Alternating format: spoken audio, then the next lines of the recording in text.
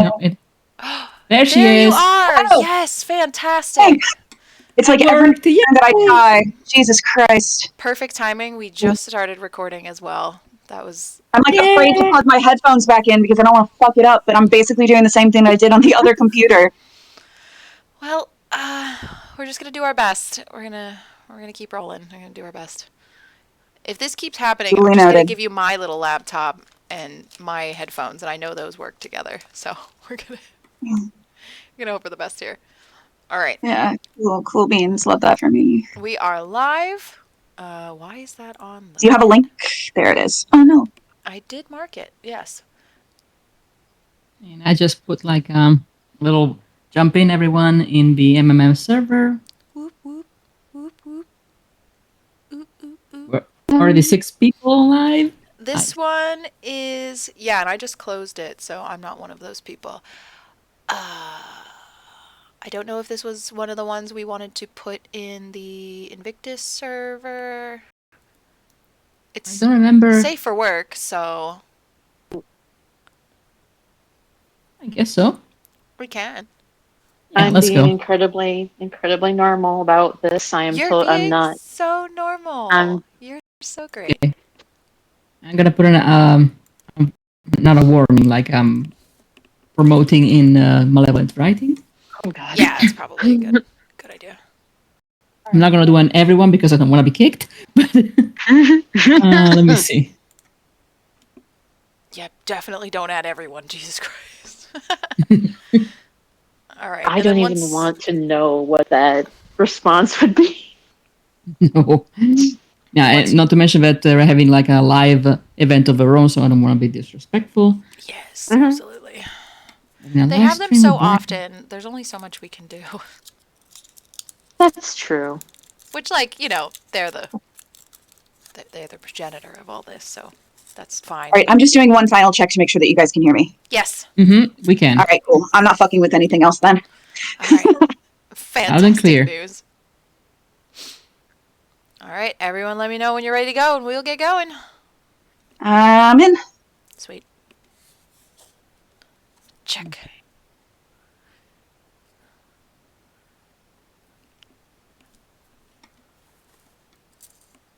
Bro, I'll just keep babbling. Okay, so anyone who is here and anyone who might join us very soon, welcome. This is Black Market Voices. We are doing live readings of the Malevolent Madness Mixup works throughout this week and doing reviews next week. We did our first 2 days ago. We did 2 separate fics. It was fantastic, so we're here back at it again.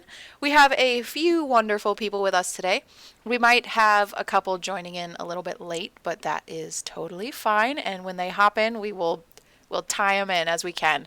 So today we have myself. I am Vampirism. I do a lot of the ADR and management for Black Market Voices, specifically with the Surrogate Podfic. And let's get Flamia next. Hello, I am Flamia. I am the editor for Surrogate and other podfics that we are producing and plan to produce in the future with Black Market Voices. I am, as I said, editor for both video and audio, and I'm also the social media manager. And yeah, I'm also an artist occasionally, and I participated at this event as an artist as well with our dear Anna, our dear Vampirism here. Oh yeah, so we were all in this event. Yep. That's fun. So we have 3 writers and an artist with us right now. We have a very supportive community. The whole Malevolent community is fantastic. But Oh yeah, it is. how are you wearing more hats than me right now, Flamia? What is happening? How is that happening? I don't know. I just like jumped into doing this whole thing, and it just happened. You're gonna give me a complex. Another passionate A-type personality. Yeah. Oh no, God, I am not A-type. Absolutely not. No, are you sure? I don't know. Your progress speaks otherwise. Oh God. No, I'm just really, really supportive of everyone else. I try to make myself as small as possible. All right, we're gonna get the author in here for tonight. Introduce yourself. Hi, I'm Mel, or Somniate. I joined the the event because Anna was running it, and people encouraged me to do it, and I'm pretty happy with with the story I wrote. I'm I sure it's had a going to be lot of fantastic. I'm so excited to read it. You have no idea. We're excited. Absolutely. I love this theme. I'm so stoked. I don't know what the theme is. Oh, we'll tell you. I had a lot of oh Sorry, no, continue. Oh, I had a lot of weird and borderline bizarre things happen to me over the last couple of months writing this. So, I'm happy that it got done at all. And the theme was Renaissance and taboo attraction, and I tried to squeak the second one in, but I did manage the first one. So we'll Okay. I mean, I'm sure it's fantastic no matter what. And we are so proud and happy that we have this work to read today. And our last but certainly not least. Hi, I'm Lynn. I'm the voice of John in the surrogate podfic. And I also wrote something for this fantastic project. And it was just so much fun, just the collaboration between artists and authors, and the wheel spin of doom, figuring out what prompt we were going to get in alternate universe and trope. And it's been a pleasure to see what people have come up with. And yeah, hi. All right. EC already in here being difficult. Hi. Being a little sassy here, Izzy, aren't you? Sassy pants. Well, you get in here then. All right. So we are not going to delay really any longer. We might have a couple people jump in. We might have Charlie Golightly. We might have SSJ Trinity. We just don't know. But, we'll take those blessings as they come, honestly. So I am going to swap us over to our live read page. That is definitely not about to show my entire Discord. There we go. Not you. Heck yeah. All right. Here we are. So this is a safe for work piece, just so everyone knows on the front end. Sam, can you pronounce this for me? I don't want to screw it up. Leofrine. Leofrine. Okay. That's cool. So Waters of Leofrine is the fic we are going to be reading today. As we have said, it is Renaissance AU, taboo attraction, trope. That was what was spun.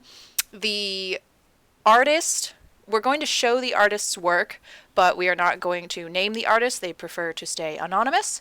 So when we get to that, it is embedded, isn't it?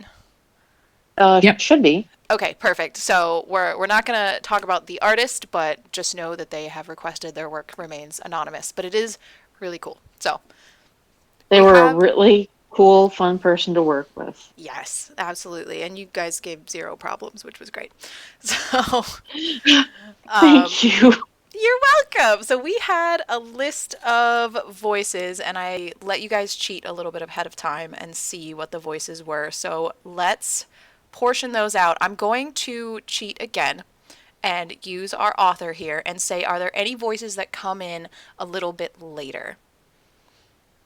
Most of them. I think for the first chapter, it's Marie, John, and a little bit of Arthur and OC, Orsa. Okay.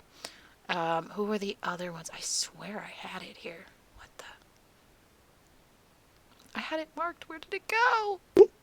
I had the voices listed. Now it's friggin' gone. So who does that leave us to not do? Noel, Okay. Perot, Tess.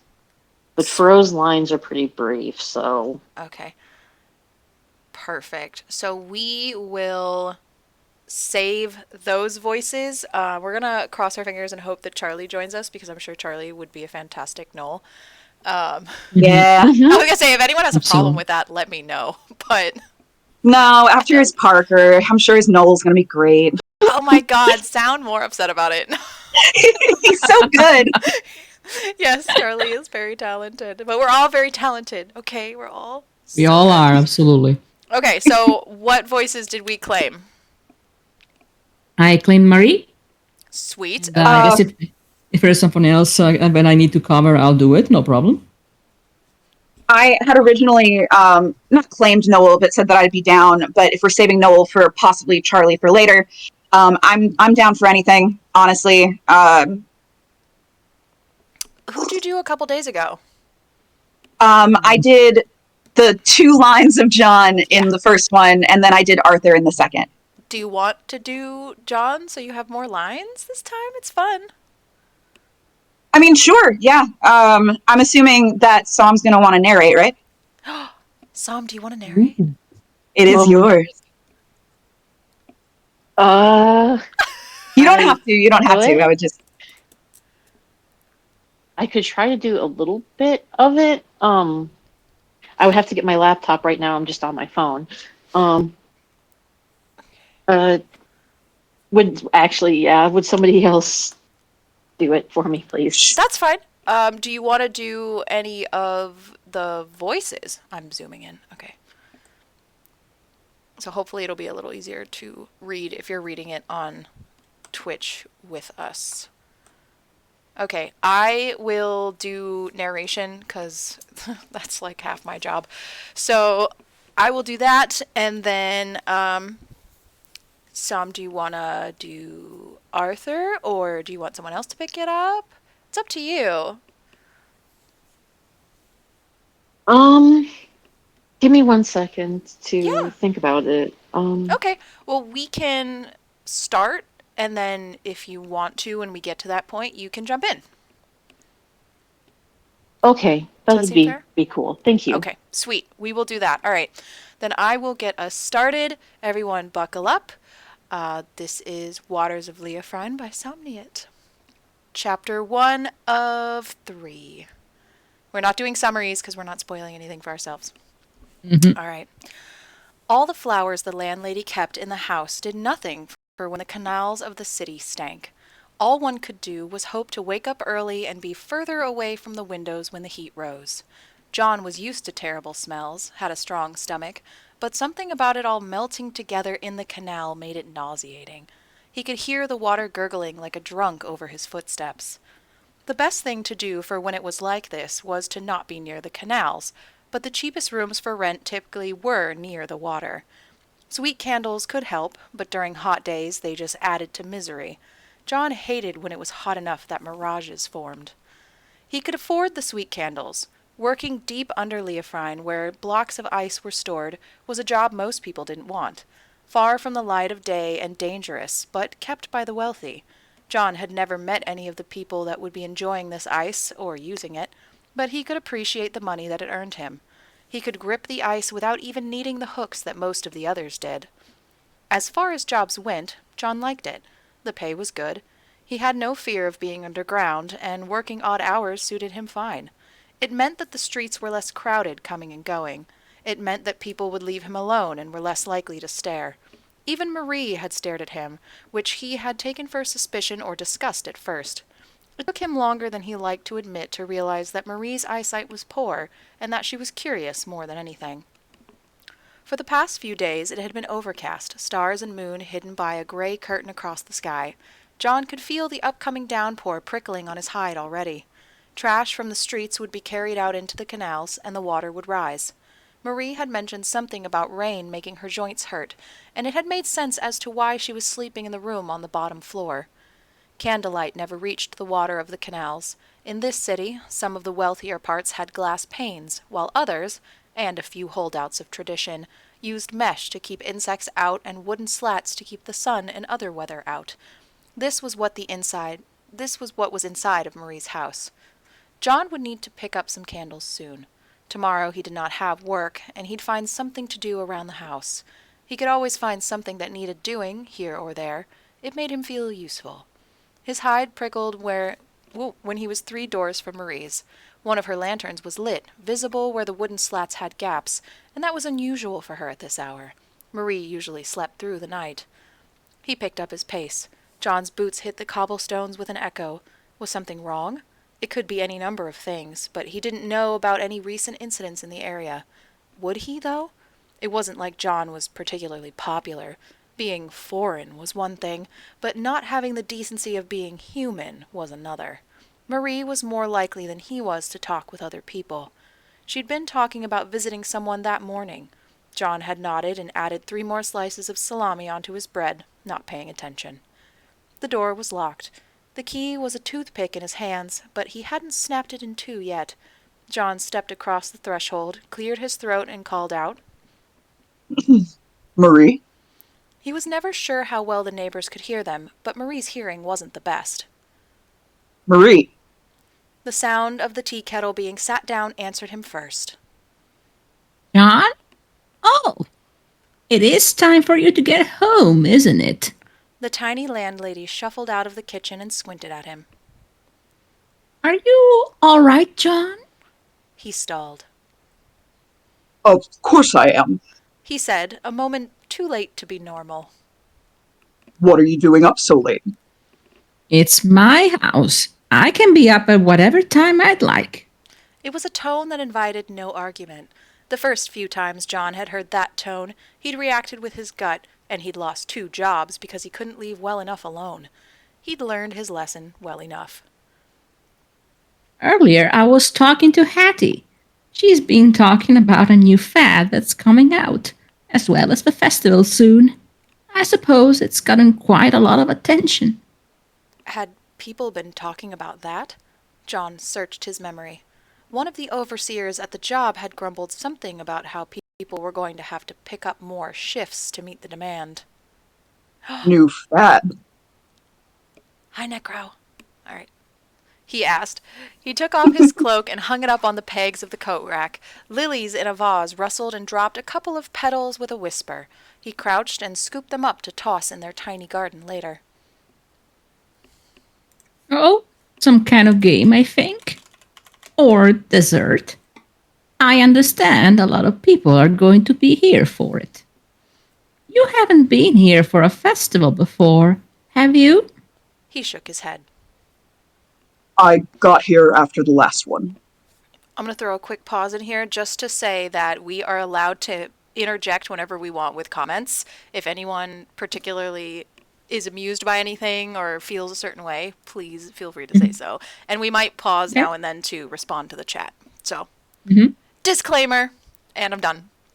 Oh, really quick, I just want to say that manly is gender neutral is actually my Twitch term. I didn't know how to set up a new one for Lynn. So that's me. Don't worry about it. Oh, sweet. Hello. Hi. Okay. All right, we're continuing. John had arrived in the shadow of it, when the city was quiet and sleepy from hangovers. Every street had the feeling of a room after a party had left it, with spilt beer and wine doing nothing to dissuade that. The most common sound were the groans of the revelers experiencing aches and pains. John had been too tired to properly think about it in any real way besides that. It's quite the event. Her tea steamed. Merchants and artificers and all sorts of types come to the city, from all over. A lot of the noble families will bring them in, show them off, set up stages and exhibitions with their crests and collars. They all like to think that it will be their artificer, or, I don't know, artist or musician that will create the next great thing. So it's to drum up attention. It can be very good fun, but most people take it as an excuse to simply get drunk. She sighed. John wasn't sure if she was disappointed in people drinking or missing all the other attractions. Do they ever create some next great thing because of it? John opened the cupboard and took out a little clay cup. He could drink some of the floral tea before bed. It might help. Oh, sometimes. Marie told him. New instruments, dessert or 2 or 3. Maybe 15 years ago, I got to see a printing press up close. I think that might have been hosted by the Dolicotes. With a steady hand, she poured him a cup. If you ask me, It's half a reason why the public still tolerates half of them. John wasn't sure if what Marie was serving them counted as tea. She'd told him that the seller at the market told her to brew it as if it was a tea, so John had placed it in that slot in his mind. It smelled floral. Sounds like quite the thing. Are you looking forward to it? At least the first 3 days. Then it begins to wear on you. She sighed. Hattie is looking forward to it. Orsa always gets a lot of work after it, but I wouldn't want her job for the world. Sometimes John lost track of the cast of names that Marie spoke of. Orsa, he remembered, was the woman down the street he would haul their laundry to. He could understand that. I suppose I should get our week's worth of linen to her then. Before he had started renting, she'd been getting a neighbor to take it for her. Most conversations with Marie turned out this way. She would bring up some of the other people she knew, whose grandchild had reached what milestone, and somehow it would be miles away from where the topic began. John had accepted that many conversations with her were winding paths. Oh, probably. I'm not going to worry about it yet. It's much too late to worry about anything except getting to bed. The vase of flowers that shared the little table was filled with baby's breath and looked fresh. This drink is supposed to help with that. Getting to sleep. John looked down at it. Is that so? It's the first time I'm trying it, so you'll have to tell me if it helps you get to sleep as well. As long as it waits until I'm upstairs. I don't think you'd have any fun stepping around me until it wears off. I'd be sleeping in the living room tonight. John downed the rest of the tea. He could sleep in tomorrow. There weren't any openings, probably due to people looking to earn money before the festival. He could try to find something to do. It might be nice to get a beer and a bowl of noodles and people watch. Or perhaps try to find a new mask. They would be abundant before the festival. Really quick. Mhm. I love your Marie. Flavia. Oh, She's thank so you. cute. Little old granny, She is cutest so voice. cute. You do a really good job. I love her.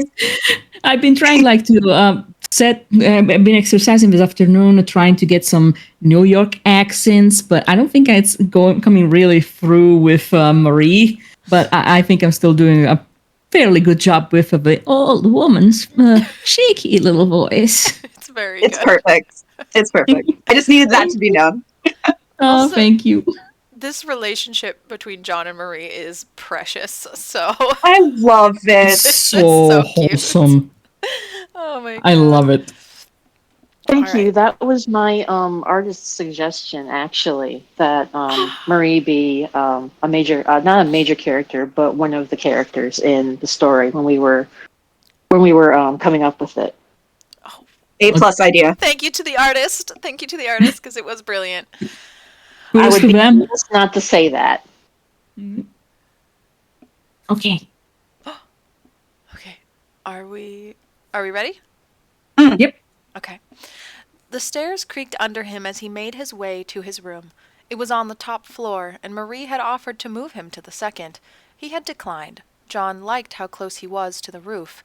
He undressed and folded his clothes before placing them in the basket for his laundry. During the night he didn't bother with a nightshirt or robe, or whatever was the style now in Leofrine. Country, city, it mattered, he supposed. Perhaps he should have tried to learn more about his destination when he bought that expensive ticket to as far away from here as you can send me. Sheets whispered as John slipped under them. If Marie was right and the tea helped him sleep, he'd buy more. It would be too much to hope that he might dream, but not too much to hope that sleep might come sooner. From his bed he could hear the cooing of the rock doves on the roof and the calling of seagulls from further down. Voices could carry sometimes, but most people didn't speak loudly enough for the echoes to be distinguishable words. Tonight he didn't dare leave the window cracked. With the sky threatening rain, he didn't want to risk everything getting soaked. He liked this room. John liked this bed, these sheets, this city with as many rivers as there were gods and twice as many bridges. He could imagine spending time here. Could he build a life here? What might that even look like? In a way, he had already begun building a life here. Renting the room and getting a steady job here, well, just par for the course. But beyond this, even with his mask and cloak, he was not human, and while Marie cared more about his money than what he looked like, that wasn't applicable to all in this city. The threat of rain came through, starting with several hesitant raindrops, like scouts sent out before a raid. Then it began in earnest. John closed his eyes. The first few weeks in this city, John had not had to worry about sleeping in the rain because he had been unable to sleep. There were a few bad moments where John had thought about trying to drink himself into a stupor to get some kind of rest. He could try to go to taverns, he supposed. Beer could make people friendlier, but it could also make them more violent. Did he want to bother with that? Could he imagine living here and going to the festivals? John stared at the corner where the ceiling and the walls met. He had left Carcosa with the intent to live his life. Was he doing that? Or was he just pretending that he was? Perhaps he should see the more inland part of Leofrine. There were other cities, and John knew that this city was as much a place to live as well as a gateway further into the continent. If he sought out a library, maybe he could find a map. A world map. Perhaps he would see some of the archipelagos that the ship had stopped at, and learn the names of the ones they had sailed past. When the wind carried from the islands, he would smell things cooking, and sometimes lanterns at night. The rain grew heavier. John rolled onto his back. As much as he liked the city, perhaps being somewhere further from the canals would be a dream of a nicer place. He closed his eyes and counted in his head. The streets would be slick and shiny, the kind of day that would be a pain in the ass if he was working. Slipping with a huge chunk of ice could result in an injury, and John didn't want to figure out who could help him if he was the one injured.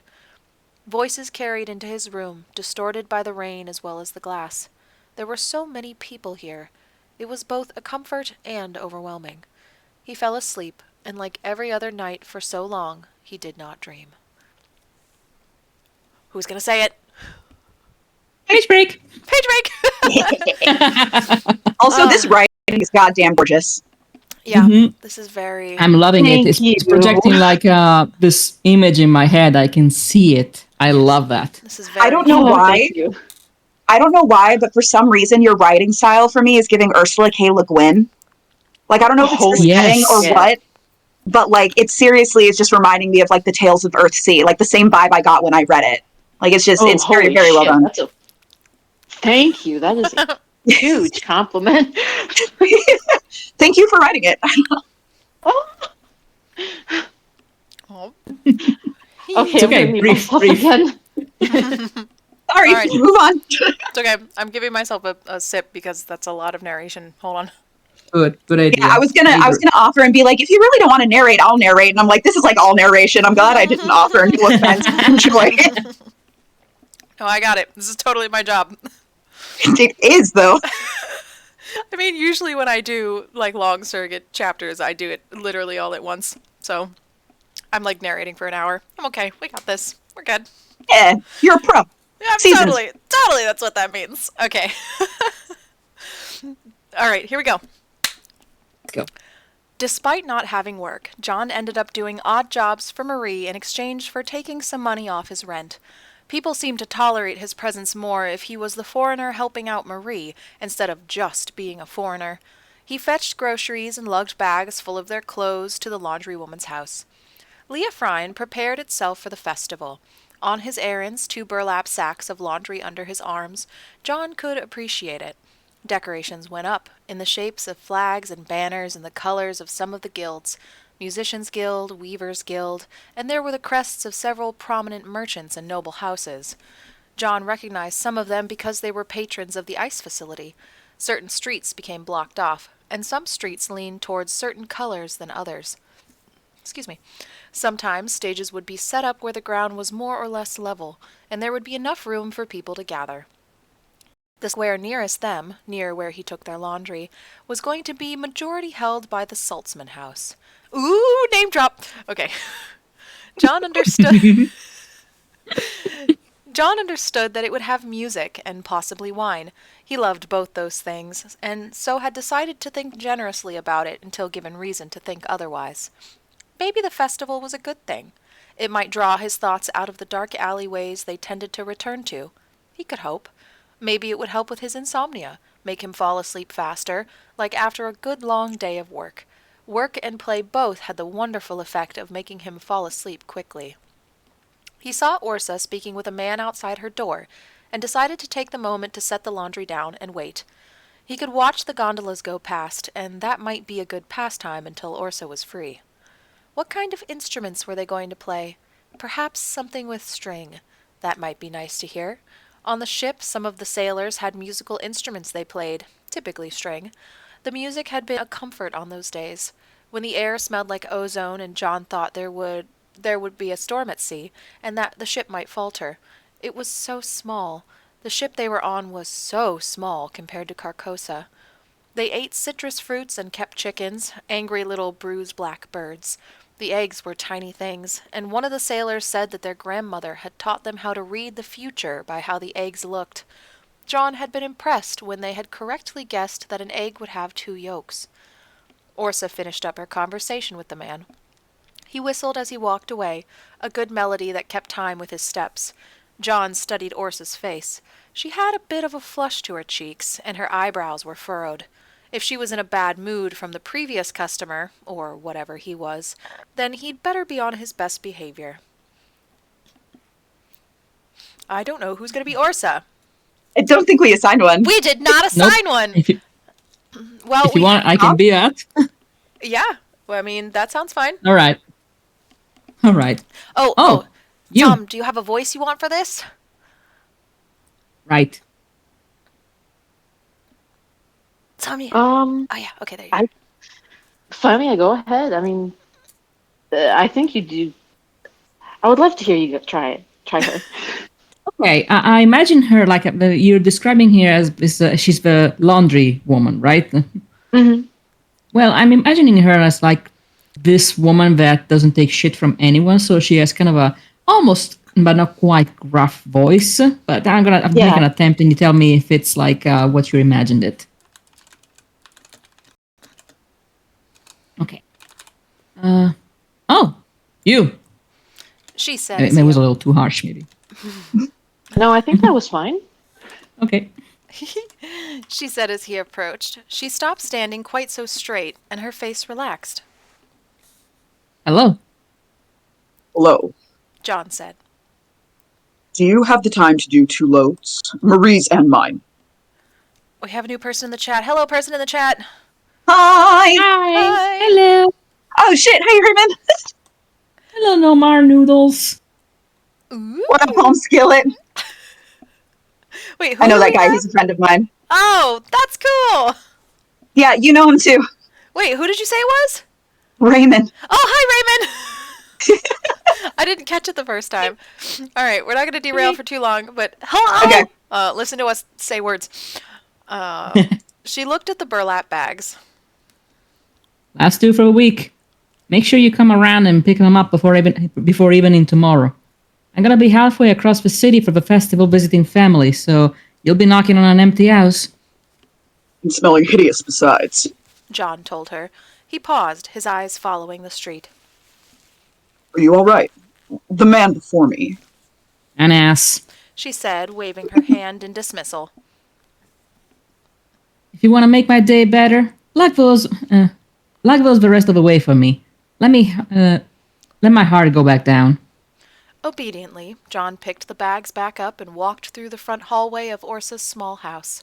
The tile on the floor was smooth and tan, a pleasing shade, and the air smelled like olive oil and lime. At the end of the hallway were large metal basins. All of them had wooden lids covering them except 2, which meant that those were still empty. John untied the bags and shook out Marie's laundry into the first tub, followed by his own in the last. He rather liked this area with its pipes and brick. How's Marie doing? Orsa asked. Been a little bit since I spoke to her. This was also part of whatever ritual this was. Orsa would ask how Marie was doing, and Marie would ask how Orsa was doing, and John didn't know why Marie didn't make an excuse to see the washerwoman and chat. She's looking forward to the festival. If she wasn't, it was a strange way to talk about it. I am too, with how she's talked it up. Orsa's laugh echoed. She turned the taps of water next to the wash basins on, and water gushed out. Well, good. Does the body good to look to? Does the body good to look forward to sometime to something? Gosh, I'm sorry. Words are hard. Words are hard. You're doing great. Well, good. Okay, let me try again. Well, good. Does the body good to look forward to something? He tilted his head towards the basins that had the lids on them. What are the lids for? Have you come across particularly foul socks that tried to escape? A snort. Sounds like you know the job. More seriously, that was my dad's idea. Keeps things from falling in, keeps the water nice or hot, or in hot or nice. Keeps the water nice and hot or nice and cold for longer. Keeps cats from falling in. Keeps mice trying to run away from the cat from falling in and drowning. That sort of thing. He sounds like a wise man. Don't let him hear that. He'll puff up like a toad. Well, give Marie my love. If I can squeak another hour out of a day, I'll see if I can stop by and visit her sometime. This was part of the ritual, too. John wasn't sure if it was like repeating the steps in a dance a certain number of times, or call and response in a song. They seemed to understand it, even if John didn't. It's great. Yeah, you gotta say it! You gotta say it! All right. The festival arrived like a thunderclap. It was like the pressure change before a storm, and the rattling excitement around added to the impression. There was a cacophony of different noises, and John found himself wondering if he'd find himself enjoying this whole thing or not. Marie was thrilled. There we go. Sorry, my mouse suddenly went wild, and there it is. Oh no. Okay, it clicked out of the page. There we go. First day is always rowdy, so most people skip it, you know? It's for younger people. You should go. Oh, but you won't be able to get a gondola for at least a day or more. You'll be needing to walk. That'd be a way to see all of this. John admits, or at least hear it. He supposed it would be difficult to see things further back from the canals, but all things aside, perhaps it would be enjoyable. How do you know what will be taking place, and where? Signs, mostly. If you wander enough, you'll find something. She smiled and picked up a blue folded fan. I'm going to spend the day with Hattie. Tell me about everything you see. Everything was glorious chaos. People were everywhere, wearing brilliant cloaks and masks.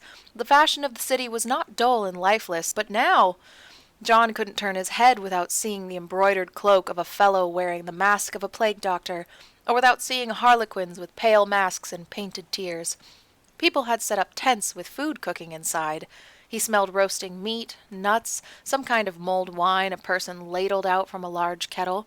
Here and there, some kind of craft might be shown off, and John found himself fascinated. At first he thought that a whole week for a festival was excessive. Now he understood. Little puppet and marionette shows inside of tiny stages were enjoyable, but usually flocked with children and their guardians. He avoided them, more or less, and would make his way to another stage. There were fire eaters, acrobats, people on stilts. In the back of his mind, he reminded himself that he was going to be picking up the laundry. He would especially need cleaner clothes if he kept going from place to place. John did not sweat, exactly, but the city was still a city, and dust and other odors clung to clothes. It wasn't evening yet. There was supposed to be some kind of musical performance soon, on a rather novel instrument. John was intrigued. Besides, he had time to go see some of the show. It was close enough to Maria's house that John could listen to a bit, run to Orsa's, run back to the house with their laundry, and easily return. Simple benches had been set up in front of this stage. John wasn't sure how many people were here because they were interested in hearing the music or because they wanted to get off their feet. Maybe it was a mix of both. They didn't have to wait long. John watched as a man climbed on the stage and turned to the audience before giving a bow and speaking. He was average height, perhaps a head shorter than John, skin on the pale side. When the light caught his hair just so, it had a reddish tint. I wonder who this is. I wonder. I wonder. Okay, we need a voice here. Whomst. Whomst. All right, we need a voice, and I'm stopping here because the art's going to be soon. Okay. All right. Sam, how you feeling? You can say no. I will try to read for Arthur. Yeah. Let's go! I'm feeling Hell yeah. Yeah. Just take your time Hang with on. it. No pressure. You can do it. Okay, let me get my laptop really quick. I'm so sorry. Oh, let's chill. It's okay. We're gonna talk a little bit about it as we wait. I have to say I really like fics that are in John's point of view. He's such a funny little guy. Is. It's just, He is. he He's just just a thinks, little guy. he thinks it's such a way. I don't know. He's just a little 7-foot tall guy. I know. Between this and Kryva's fic, which is all in John's point of view as well, like, well, not all, but mostly. I don't know. I'm just so in love with his point of view. It's so fun. He comes off as so much softer in his point of view. I've noticed in fics, which is like indicative, like he's kind of almost like naive or young or whatever, like just trying to learn his fucking way. Yeah. Want to And smooch him. it shows more in a POV than it does in dialogue. It's lovely to see. Yeah. He's a little guy. He's a He's a little guy. He's a little guy. Yeah, but the world building here is fun. Glorious. Yeah, I've definitely been enjoying it. It's easy to immerse yourself in it. Like there's just the depictions and the pre-existing relationships. Like it feels like being dropped into a world that already exists, and I love that in this kind of story. Yeah, not too much Absolutely. explanation needed. It's nice. Yeah, no, it's really like a mechanism of showing, not telling, while telling you. It's really fascinating. It's painting a picture without the picture. Oh yeah, By the picture that perfect we're about to balance. see. Yes, yeah. Yeah. Oh, Yeah. yeah, okay, fair. I'm out here. I'm sorry. You're fine. Give me We're a talking. second. You're good. We I'm gooch. sorry. We timed hang this on, in a I- way that we have a little bit of wiggle room, so don't freak out. We Gucci. We Prada even. Thanks, Raymond! Yeah. With all these Oh, follows, thank I'm going to you. have to actually start using my Twitch account other than this. We might Yeah, have you to might have actually to- set up an actual Black Market Voices account. You're going to steal the glory from me? No, I'm kidding. I don't care. But man, we have every other social media known to man, so maybe. I know, right? And I'm about to add more, so... Oh, while we wait, I'm going to jump over to this page really quick. This is the link tree for Black Market Voices. The little address is at the top there. So if you are interested in what we do other than this, you can check any of these social medias. Most of the short form social medias are announcement spaces for us to give links to our works. Most of our work ends up on either Archive of Our Own or YouTube right now.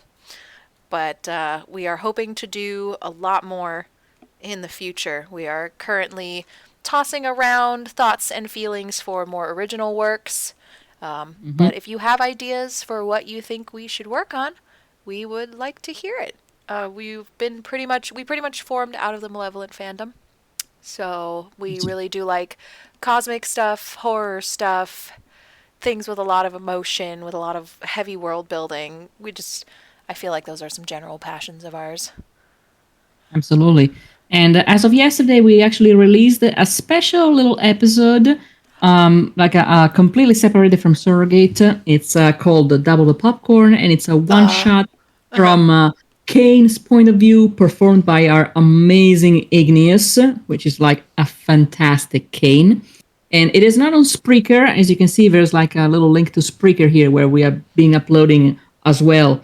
But they take only one one podcast for the free plan. So we have been uploading it on AO Free and on YouTube. So you can go see it. And we plan on doing more in the future, possibly. We just need to put our feelers out, a little tendrils, if you will. That is to say, we are always taking applications for minor voice roles. We do have a lot of those throughout Surrogate. So if you're interested in that, please contact me on pretty much any platform as Vampirism, other than Twitch, or not Twitch, Twitter, because Twitter is the devil. And we also always take artists for different promo materials. Everything is volunteered time, but we pay you in exposure. We don't get paid either, so it is what it is. Passion project, baby. Passion project. Passion project. But Exactly. if you're already involved with us, by the time we get to doing original material, could be some small opportunities there. We just don't know. Absolutely. And we just World set is up our also... oyster. Sorry, go ahead. Oh, no, I was just saying the world is our oyster. Please continue. Absolutely. No, I agree with that. And we also, speaking of that, the works that we're doing right now are derivatives, so obviously we're not going to make any money off of it, out of respect of the original authors of these fanfictions, of the material these fanfictions are based on. Words are hard.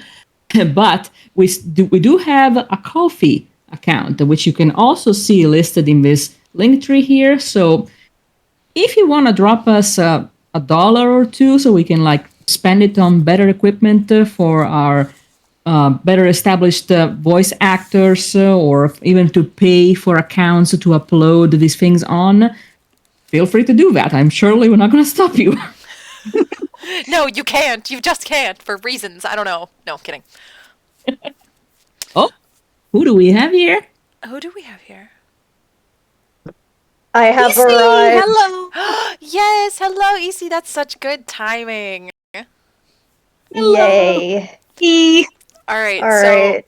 are you open to being thrown into the next voice that is available, Isi?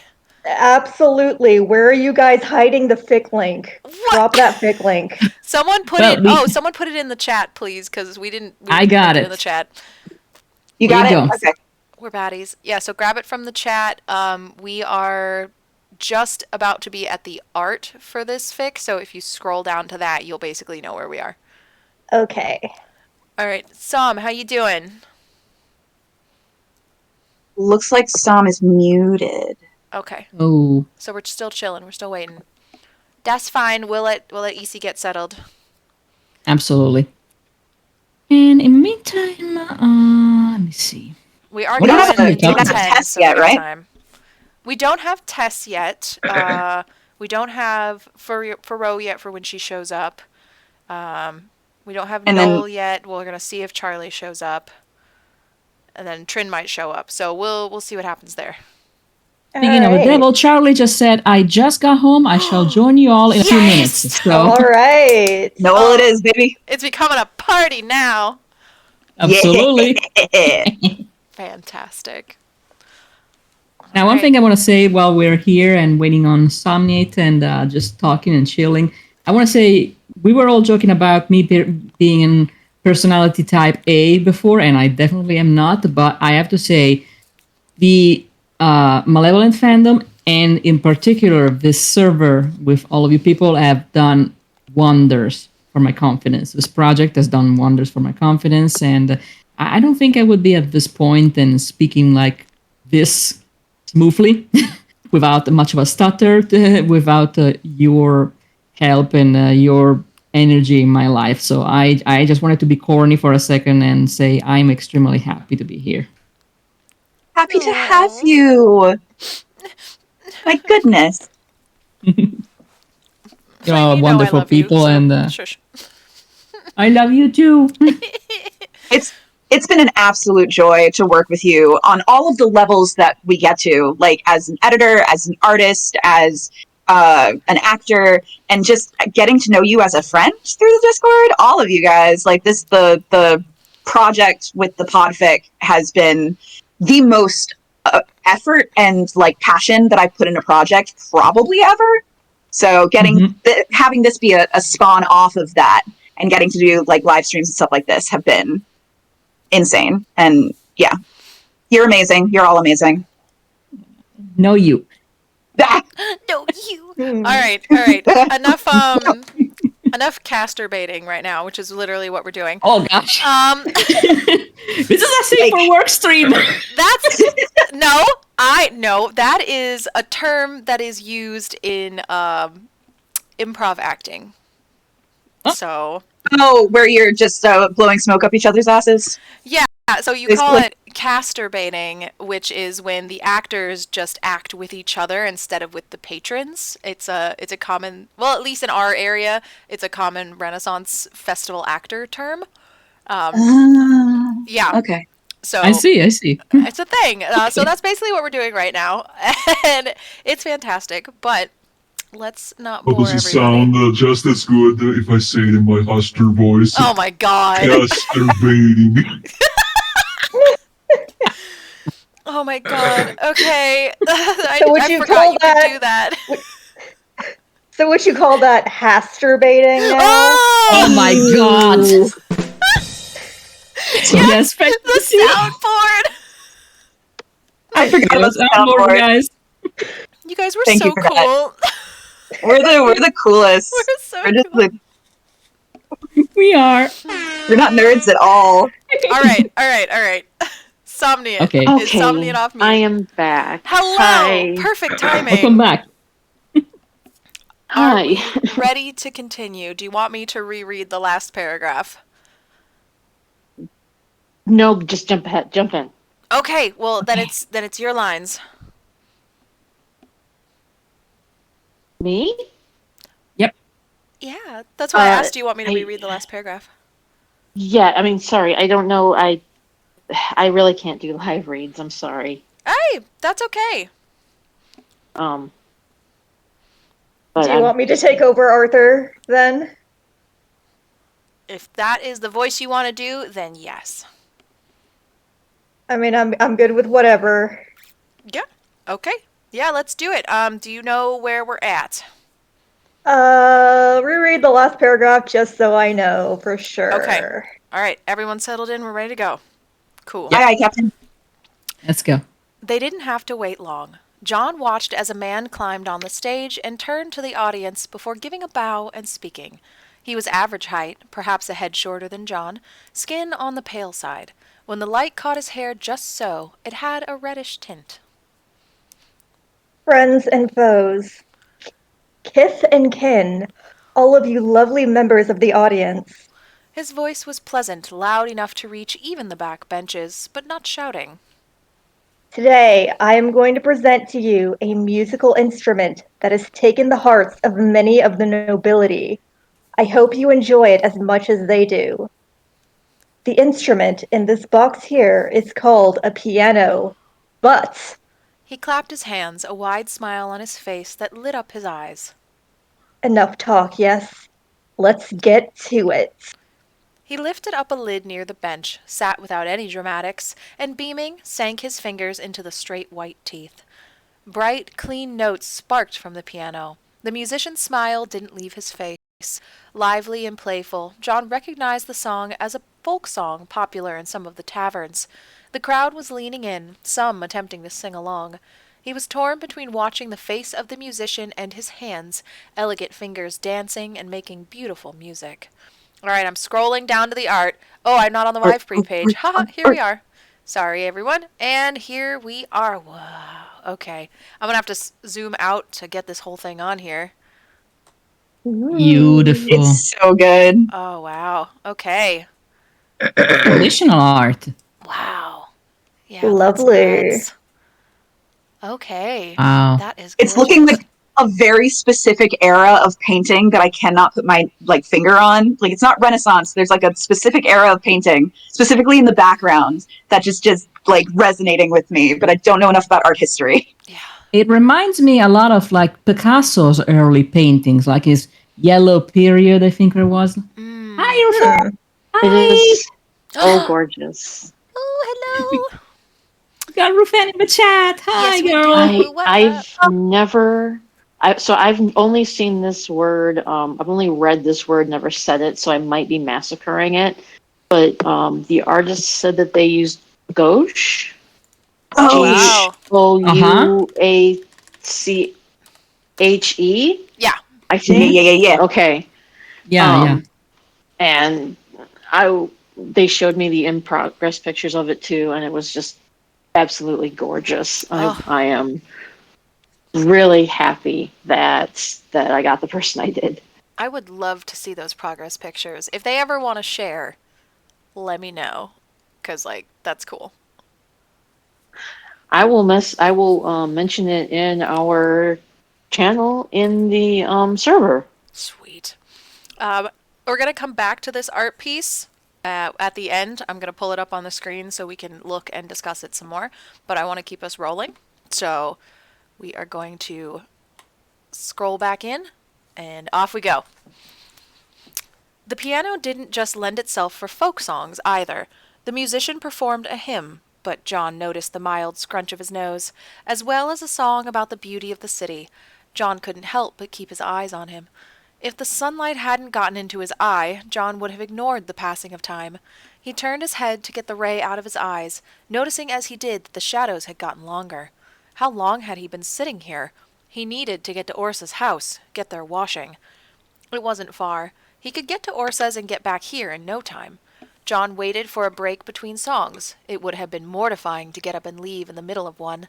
Leaving felt wretched, but the sooner he did this, the sooner it was over. The sooner he could get back to listening to this amazing musician. Ruth, so you know, yeah, there you go. Thank you. He No walked problem. fast. And hi, Charlie. Hello. Oh, Charlie, yes! Hey, Yes, I have Um, arrived. Charlie, you've been assigned Noel at entry into the chat, just so you know. Oh, you have no choice. all right. That's fine by me. All right then. He hasn't shown up yet, but just so you know. Sure, no problem. Sounds good. All right. So we're in the middle of it. We're going to continue on. Yes, I see you where you're at. Cool. He walked fast. If he ran, someone would think he'd stolen something. He was a foreigner among other sins. John could hear some of the music carrying, and had he begun a new song already? But by the time he got to Orsa's and knocked on her door, he couldn't hear it. Just in time. Orsa told him. She handed the laundry sacks to him. John took the time to allow himself to be impressed at how strong the woman was. Fold them up and all. See you a week after this one. John would have to tell Marie about this whenever he saw her next. Perhaps she'd want to hear this music herself, even. Hadn't she been interested in the new and exciting things that the festival brought to the city? And this was a novel musical instrument. John put Marie's laundry in the hallway next to his door, and rushed up the stairs to toss his next to his door. He could ignore his dignity when nobody else was looking. It took, all things considered, half an hour, and half an hour had been too long. By the time John got back to the pavilion, the crowd was dissipating, and the musician was nowhere to be seen. Oh, sad face. Aww. All right, Shucks. chapter 2. We're in part 2 of 3. That Oh, yeah, art's and so good. page break. Page break. Chapter break. Alrighty, Chapter break, alrighty. exactly. Are we ready? We are. Yes. Woo! Chapter 2. John had forgotten just how good he was when it came to a task he wanted to complete. John spoke to others who saw the show. Liquor and good cheer loosened tongues. Nobody heard his voice and asked where he was from, getting more demanding if he avoided the question. This square was majority put on by the Saltzman house. Was the piano? Possibly. Did anyone catch the name of the musician? People gave him different answers. Most agreed that it began with an A. Did the Saltzman house have other squares where there might be people performing? They had at least 2 other pavilions. Possibly music would be there too. The festival continued for 2 hours after sunset, with the food and drink merchants shutting their stalls. John went to the second square run by Saltzman. Maybe he was going to be moving between the squares and performing during the week? The second didn't have enough space to have a stage, and John felt a twist of despair. He was being foolish. There was going to be a week of this. He would find the man again, surely. The city was only so large, and someone had to know something. Everything would be fine. His body was buzzing by the time he got back to the house. He felt good and tired, and perhaps it had done him some good to spend time doing something enjoyable. The wood of the bed creaked as he sat down on it, and John found himself smiling. At some point, the creak of his bed became a comforting and warm sound. That night, John slept better than he had since he left Carcosa. In the morning, he felt rested. Rested. Like he had dreamed. Like he had fallen asleep in one of the hammock beds of home. It fueled him, and John felt giddy for it. He saw Marie only briefly, but she took a look at him and said that she could see he'd gotten into the spirit of the festival, or had it gotten into him? John didn't know. John didn't care. He wanted to find the maker of that sound again. It was a perfect day for it, too. His search for the musician took him through the different parts of the festival. John returned to the square that was closest to Marie's house and asked if some of the people working at the other stalls if they knew him. Someone just do a woman's voice. I'll do it since I've been doing the women for this thing. All right, Perfect. You'll have better luck asking one of the performers. said a woman selling mulled wine. They all knew each other. They all know each other. No, knew even. Right. If he did, though, they might tell him that someone was looking for him. Would he take that well? How would a normal person react to the knowledge that someone was trying to find them? Did performers count as normal people? What? Fucking vibes. Do they? No, Wow, what a no, they really question. don't. They really Nah. don't. A race of their own. Oh my god. That's us. Okay. A call out. Woo! Yeah, I feel called out. Listen, he's kind of an asshole in canon too from time to time. Love it. Right. Yeah. No, that's beautiful. Performers are objects that you own, so. At It's best. Oh, Charlie, can you turn yourself up slightly? You seem quieter than the rest of us. Sorry, I had myself turned down because I was drinking while I wasn't talking. I didn't Oh, want to that's okay. Yes. All right. John kept his eyes open, scanning the crowds as well as the performers.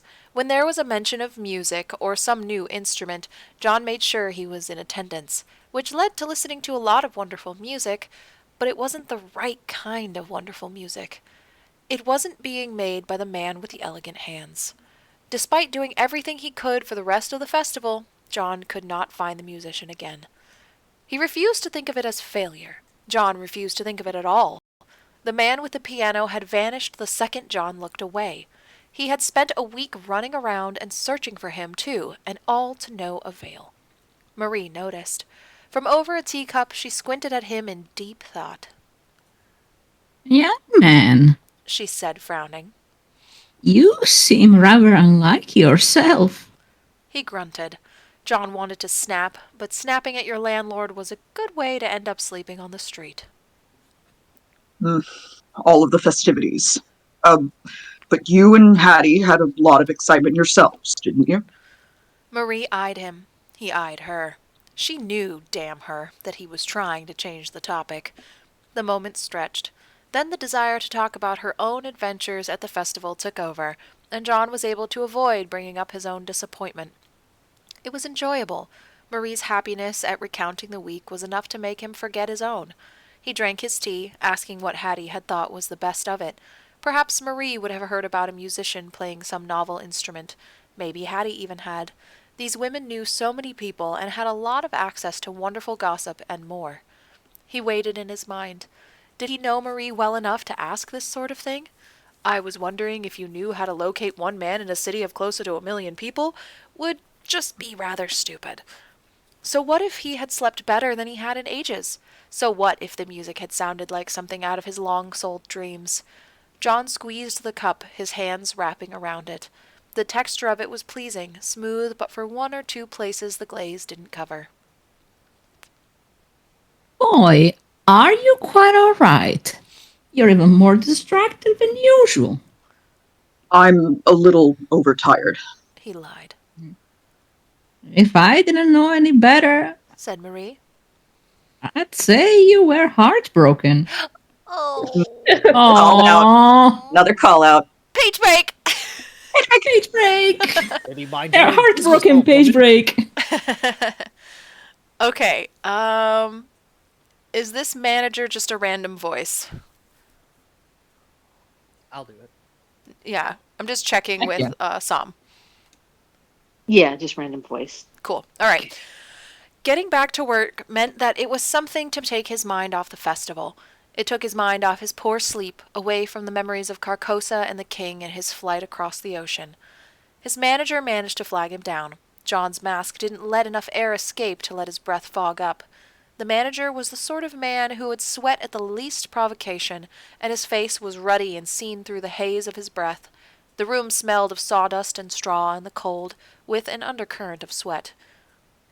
You, He said, you're a good thick lad. You're the lucky one today. Am I now? Well, we need you to help deliver the ice blocks today. There's a few rich fuckers who want their orders. You'll get to be above ground. That's a treat, eh? it would also be added to his wages. John could appreciate it. Sure. The carriage for the ice was an interesting thing. Enclosed kept the cold air in and the hot air out, though the day was mild. John admired the craftsmanship and the practicality of it, but thought he could paint it better. Whoever did the lettering did not have a steady hand. The carriage was, it became apparent, for the security of the product. The comfort of the drivers didn't factor in. The wheels were large, and the mule seemed to have no difficulty with pulling it. John climbed next to Noel, who had the reins in his hands already, and leaned back. After some time had passed, Noel spoke up. Well, getting into the ritzy parts of town, aren't we? I'd say. The wealthy were allowed to take up space. John saw tea houses and public houses and, hello, knives, with soft-handed young men. Sorry, Knives just gave me a sandwich while I was doing the manager's voice and was like trying so hard not to laugh. Because of course it's like the second I started speaking, they were like, "Here's your food." oh yeah, how's it going, boy? Good stuff. Sorry. Good stuff. Fantastic. All right. John saw tea houses and public houses with soft-handed young men, cobblers, and at least 2 studios belonging to families of artists. Noel didn't need a second driver, so John allowed himself the pleasure of people-watching. He saw girls with billowing sleeves and their hair kept tidy at the back of their head with a braid, or a bun, or snood. Ooh, snoods. Dude. Snood! What's a snood? So a snood is hair netting, basically. Oh. It's to cover your hair. Back in Renaissance times, if you were unmarried, you could have your hair down. If you were married, you had to put it up in some way, and a snood was one of those ways. I see. I knew History about lessons with the vampirism. fashion. I knew about the fashion of it, but I didn't know that part of it. That's really cool. Yeah, that's just a little bit of Renaissance history. So most women would like put their hair up into hats to cover it in some way, or they'd have just the netting snoods. You could put a hat on top of that, and it was fine. There's also like fancier type snoods that are like full covering, and they're basically just these like bonnets on the back of your head. That's what I wear to Ooh. my festival. So it's a whole See, it's so thing. people know that that hair belongs to your husband now. Yeah, it's really Yeah. unfortunate, but yes. Can't have that was licentious hairs out. Yeah, if your hair's But if down, you know, are have that marriageable. netting- You have that netting though. You can give them a little peek and let them know what they're missing out on. Yes. Pull out Little one sneak strand of an ankle. scandalous. That's why the poorer people have that because they're more provocative. Totally. Those So poorest. I'm a Renaissance nerd, so that's why I was really excited for this fic, and I'm still excited. So here we are. Yes, That's awesome. good job, Sam. All right. He smelled cooking meat. Beef, he thought. At the first townhouse they stopped at, a meticulously kept place without a business on the first floor, a servant answered and led John through to the icebox. The house smelled clean, with hints of rosemary and citrus under the rest. He caught sight of printed books as well as oil paintings, but he was not here to stand and admire. Someone pick a voice. Okay. Watch the furniture. The servant told him. If they see scuff marks on it, it's your head. John grunted and wheeled the cart as carefully as possible. Rugs had yet to become a fashion trend here, and he was grateful for it. One of the other servants, a maid with a broom, muttered dark oaths as she swept up after where John had stepped. He felt a chill. She was gathering dirt from where he had stepped, Hurry up, you daft beast! snapped the servant. It would be easy. It would be so easy. Humans were meat with a thin casing, easily broken. Their bones could be reduced to powder when struck hard enough, and that alone might not kill them, though sometimes shock did. John had seen many ways a person could die. Not all had been by his hand. Enough were. His mask covered his face save his eyes, and the look he gave to the servant told him that his glare was all he needed. The man stiffened and he closed his own eyes before taking a breath in and saying, Right. Right. If you'd hurry, you'd knock into the furniture just when I asked you not to. He returned to himself. John found himself focusing on his own breath, on the bellows of his lungs. Right. Let's go. The maid wasn't an enemy sorcerer. She was sweeping up his footsteps because that was her job. The girl couldn't be over 17. But that would be a perfect disguise, wouldn't it? Since women were so easily overlooked and so were children. Servants existed for your eyes to roll off of them like water on seabird feathers. He felt the I love cold John's of... paranoia. Sorry, Yeah. I'm just John's paranoia is like sending me in this. I love that he's like, she's stealing my dirt so that she can do evil magic on me, of course. I mean, he's right, though! He's right, though! I mean, that's what we do in voodoo, so it's not completely off a track. Well, I'm fair. John, you shouldn't have given her any dirt to collect. You ever They think were that? really Mhm. superstitious. Oh yeah, no, it's great though. I love it. He felt the All right. cold of the ice through his gloves. John slid it into the metal container with other little doors that hid food behind them. Fresher cuts of meat, maybe? Exotic fruits for some party or another that they were throwing? John wasn't particularly careful on his way out of the house, but he did not hit anything on purpose. He was better than them. He needed to act it. There were more deliveries to make. Was this why most people avoided doing this part of it despite the better pay? Hell, wasn't part of the reason he took the job so he didn't have to interact with too many different people on a regular basis? More than he already had to, he supposed. At least most of the conversations could be communicated in short sentences. John sat down beside Noel and they continued on. The next deliveries were to a society matron's monthly salon, one was to another townhouse where a wedding reception would be, and the last was to a respectable old house with 2 stories and a fence. There was a yard, with purple flowers and a shallow clay pot for birds to bathe in. Noel brought the mule to a stop. John saw the flutter of a curtain in an upstairs window. This house had glass windows, and John found himself intrigued by them. Like glass, like ice. A woman walked out to the fence and opened it.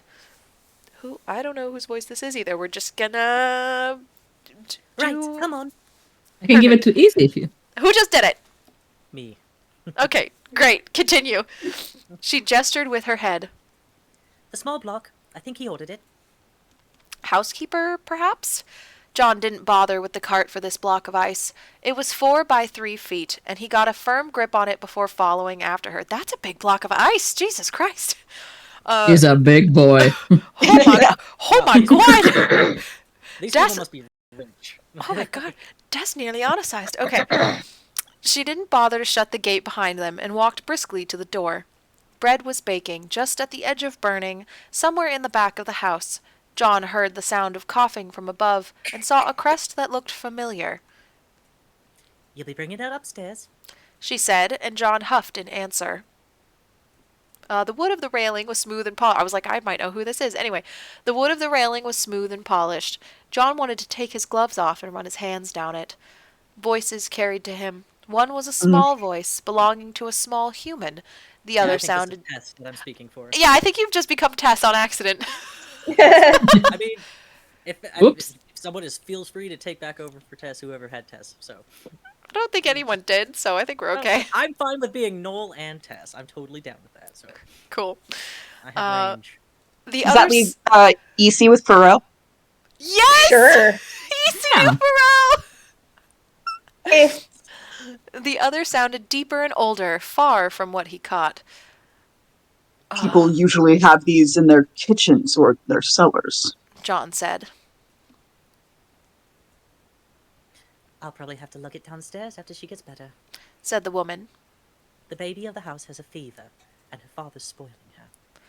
The baby of the house was a toddler with curls and a pair of big brown eyes. She looked at him with a great deal of curiosity when he was instructed to set the block in a basin on a little wooden cart. hi, She chirped and coughed. you're tall. Who's Arthur? Oh, I was also Arthur. Do both! Let's go! Wait, Bro, darling. said the man sitting at the foot of the bed. Rest your voice. You'll be back to yourself sooner. John fumbled the ice. The housekeeper snapped at him, told him to watch what he was doing, and John didn't even feel a flash of rage from it. His breath caught. He'd found the musician. John thought that he'd be, what, bigger? Here he could see his hands against the blue sheets, the fine hands and the elegant fingers belonging to them. He didn't even notice John's clumsiness, didn't see him all but twist his head to stare. The musician was looking at the toddler, who John could see shared the same big brown eyes.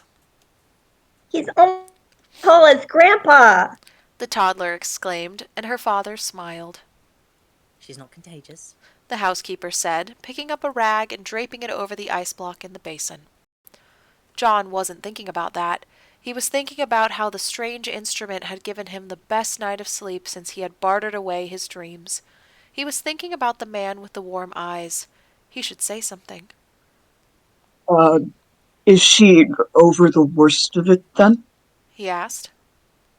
Yes, thankfully. Her father told him. Poor thing was sweating through the sheets and coughing nonstop. Thank you for asking. John would have asked him anything to have gotten to hear his voice more. He would have sold his right arm to get the housekeeper out of the room. Of course. I hope this helps get rid of the rest of it. I'll show you out. The housekeeper said. John wanted to bite her and bit his tongue for the thought. She had her work. This man had his sick daughter to care for, and beyond that he had more deliveries to make. He also had the house of where the musician lived. Wow, what a really normal thought to have. So normal for John Malevolent Thought at all. Also, I would like to say, while they were going through the towns and he sees, it was seeing places with men with soft hands, and I was like, I wonder whose hands is thinking about. Again, so normal. What a normal guy. But we gotta give him credit. He is being very good. He hasn't bitten or attacked or killed anybody, so golf. He's being so good. Yeah, So unlike good. another Such a good John that I boy. know from another one of these fics.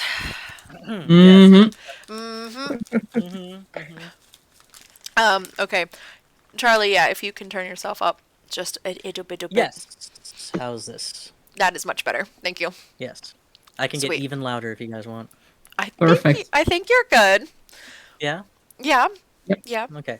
We'll save that for better times, I mean. All right. So Behave.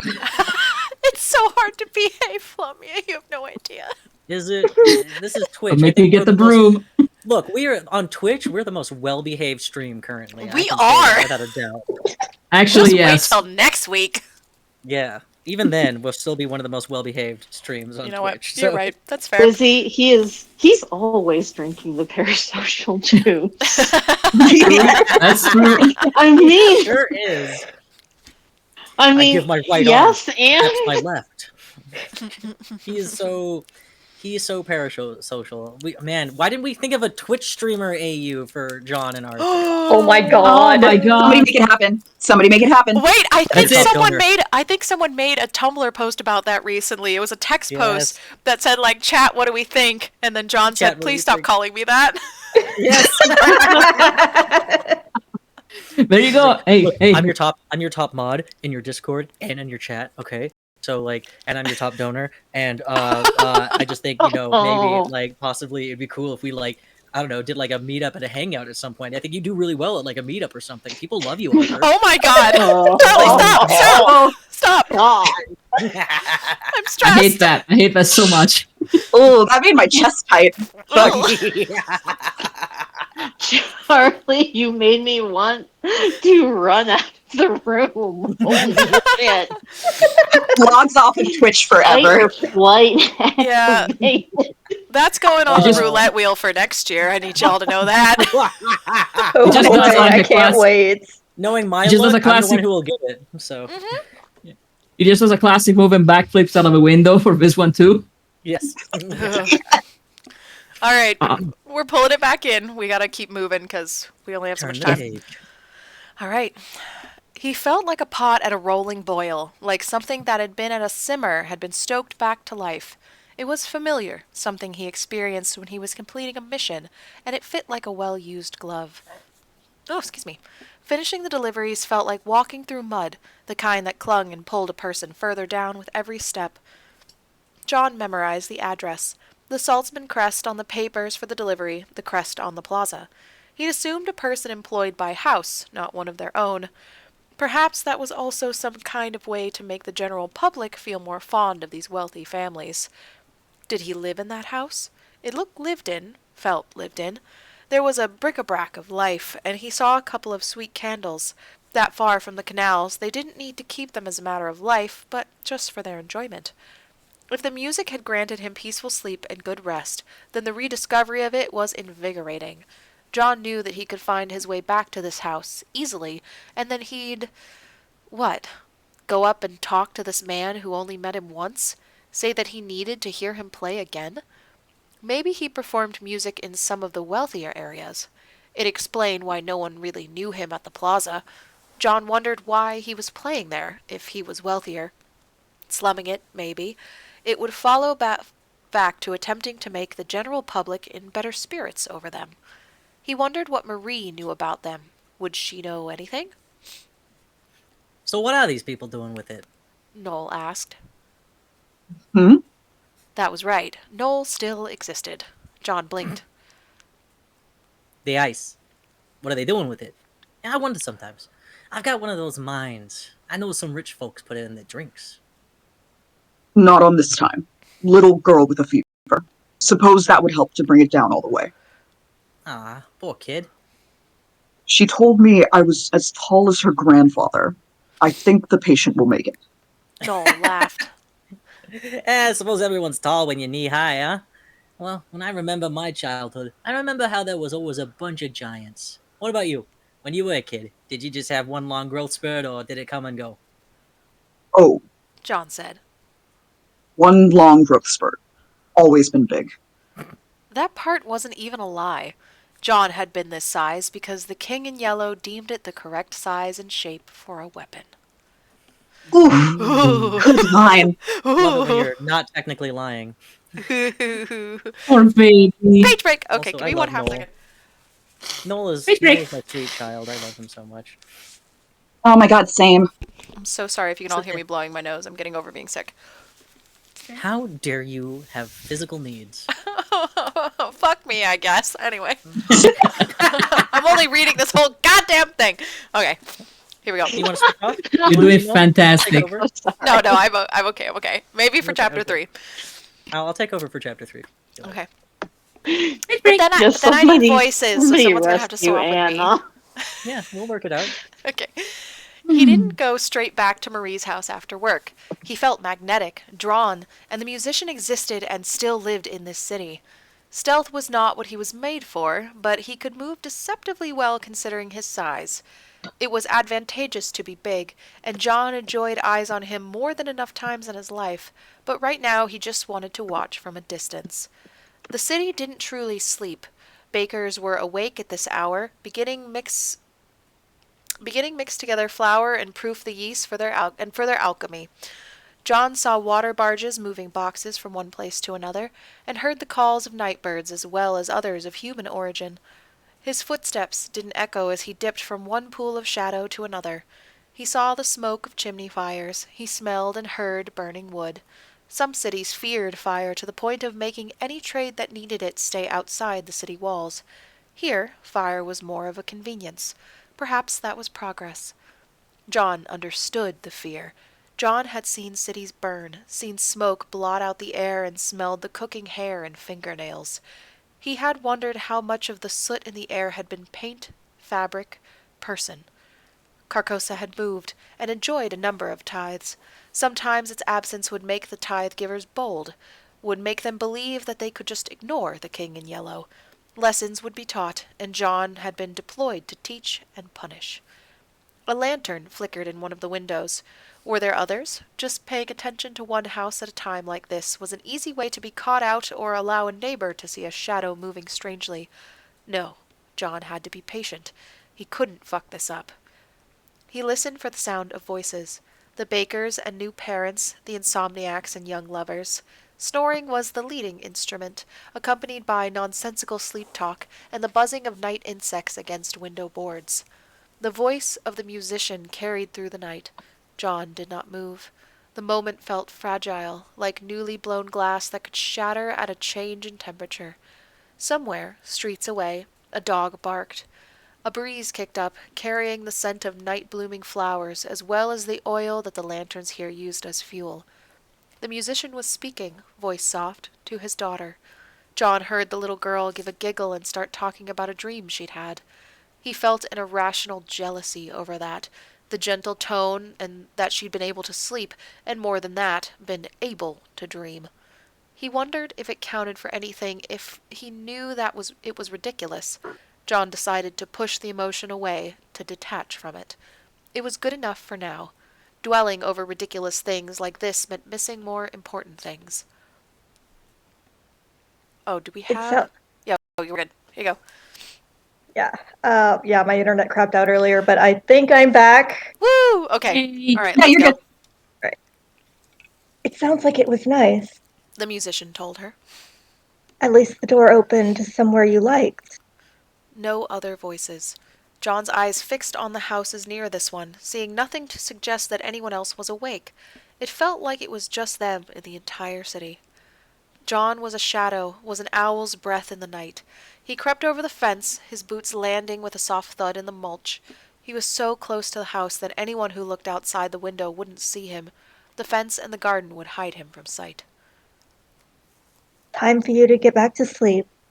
Maybe you can find another door to adventure. His voice carried out clear and calm. I want to hear another story, Daddy. I'm sure you do, Furrow. How about I tell you a story in the morning, and you can tell me about whatever you saw behind your eyelids? John couldn't help but smile a bit at the conversation. He was good with her, and his voice was delightful to listen to. When it was saturated with love, John wished he could drink it, hold it on his tongue like wine. Could the musician sing? Was he also gifted with that skill? Had he trained his voice? Dipping into one tradition tended to leading to learning another. The lantern in the little girl's room, Furrow's room, was blown out. John felt like he'd eaten a satisfying meal, like he'd drank heavily after a long day's work. It had been a long time since he'd felt this way. More novel yet was that he felt like this without any sort of violence preceding it. No one was hurt. It felt good. That was good. That was as good of a reason as any to do anything, wasn't it? John wanted to stay longer, so he decided that it was a good idea to leave. He could lean into the temptation and stay longer and get caught. John could come again, learn the area more, and learn more about the mysterious man and his kid. John realized he was looking more forward to that than he'd been looking forward to even the festival. That's normal. That's so So normal. normal. So I was normal. He's Page literally- break. such a normal Page break. guy. I'm just picturing John now holding like a ye old boombox over his head while playing Your Eyes. Ye old boombox. Hilariously enough, that song was Your Eyes by Phil Collins, which is also just ironic for the two of them. Oh my so- god. You're right. Okay. That All feels right. like something Danny would draw, actually, Yes. like with a boombox, John. I love that. All right, so we've got an hour. We're continuing on at a good clip, but we're going to need to keep moving on a good clip. When we get to chapter 3, I'm going to give us like 5 minutes for a bio break, just so we all know. Sounds good. And I Cool. can take Copy. over for narration if you would prefer, depending Cool. on how you feel. Alrighty, off we go. He didn't go to the house every day after work, though cover of darkness made it so much easier. John knew that if it became a pattern, then someone would notice, and so he took steps to make sure it wouldn't be. He could get at least 3 nights of wonderful, almost dreaming sleep, and Marie had even noticed the change in mood. I think that you just had to get used to being here. Marie stated, smiling at him. Sometimes it just takes time to adjust to a new place. Oh, speaking from experience. She nodded. I didn't always live here, you know. I had to get used to the sounds being different at night. The sound of water instead of the wind. And when I married my husband, I had to get used to him. She chuckled. I suppose he made a lot of concessions for me. Was he a good man? Your husband? It struck John that he cared about this answer, cared about the character of the man she'd married.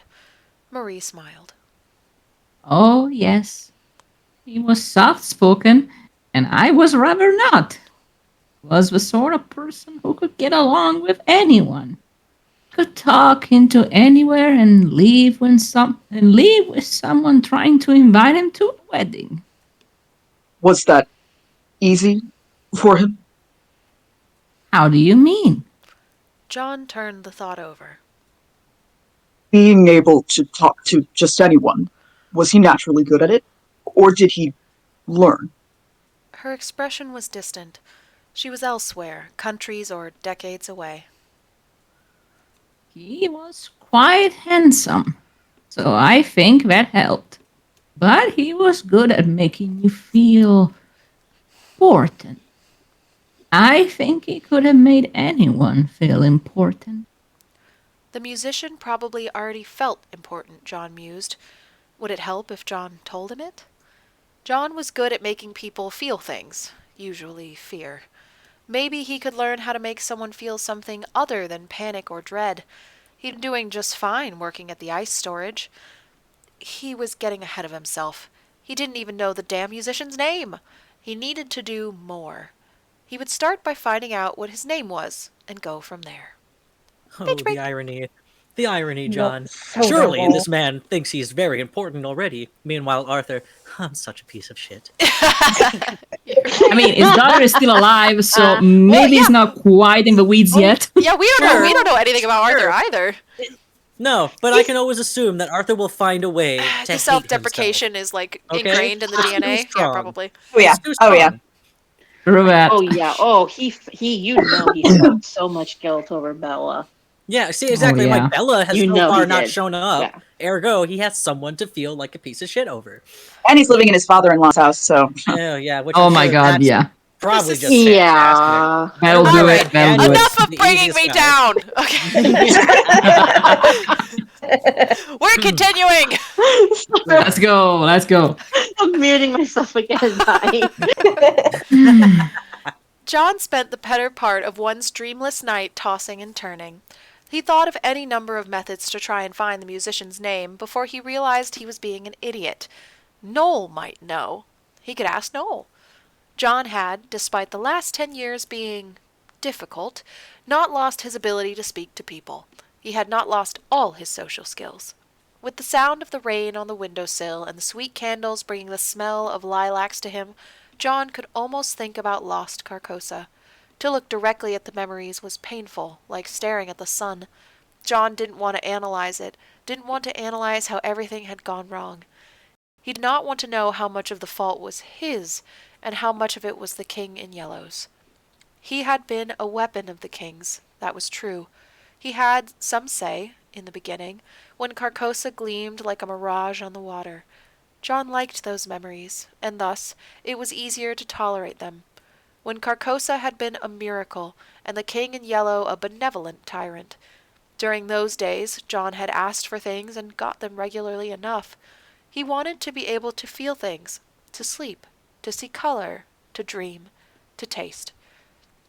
He had only ever been a weapon of the king's, a weapon that enjoyed certain privileges.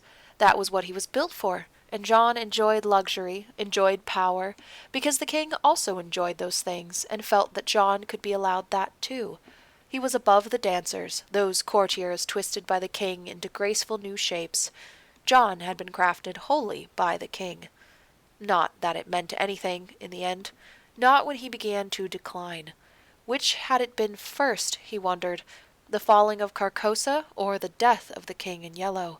It could have been a snake eating its tail with how connected the king had been with Carcosa. When Carcosa had been at its height, there had been any number of distractions if John wanted to find one. Wine, women, men, music, magic and theater. People respected him. People feared him. People worshipped him. If he sat and thought, if he took the time to buy parchment and paper and examine it all, stared without distraction at the sun of his pain, would he know when the rot took hold?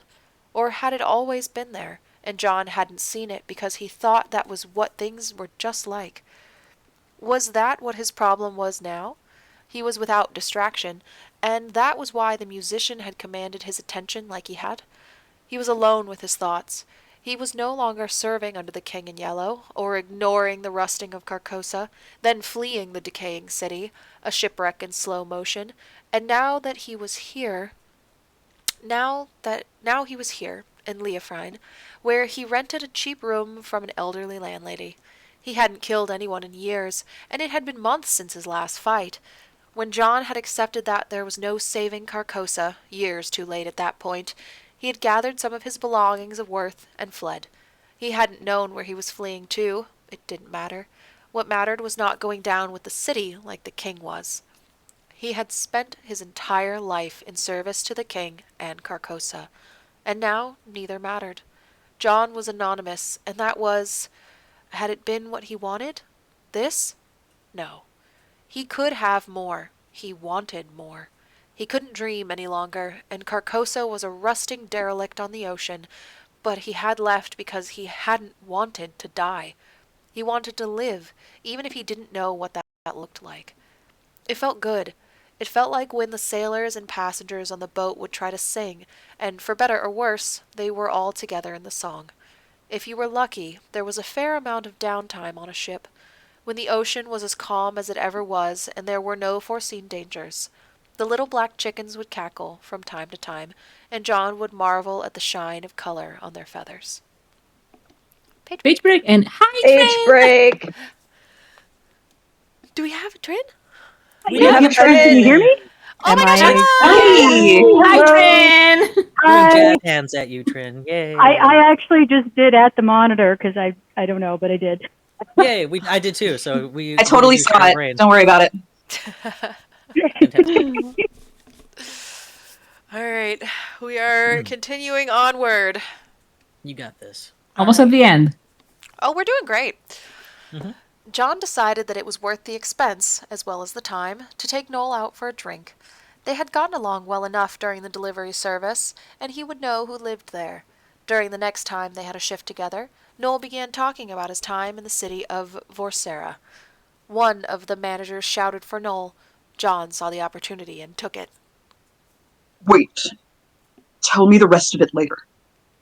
Noel quirked an eyebrow. Offer me a beer for my thoughts, big guy. Make it worth my while. John huffed a laugh. An acceptable trade. Perhaps it was a mix of wanting to tell more of the story, a mix of wanting companionship and beer. John forced himself not to pick apart a good thing. It was something he excelled at.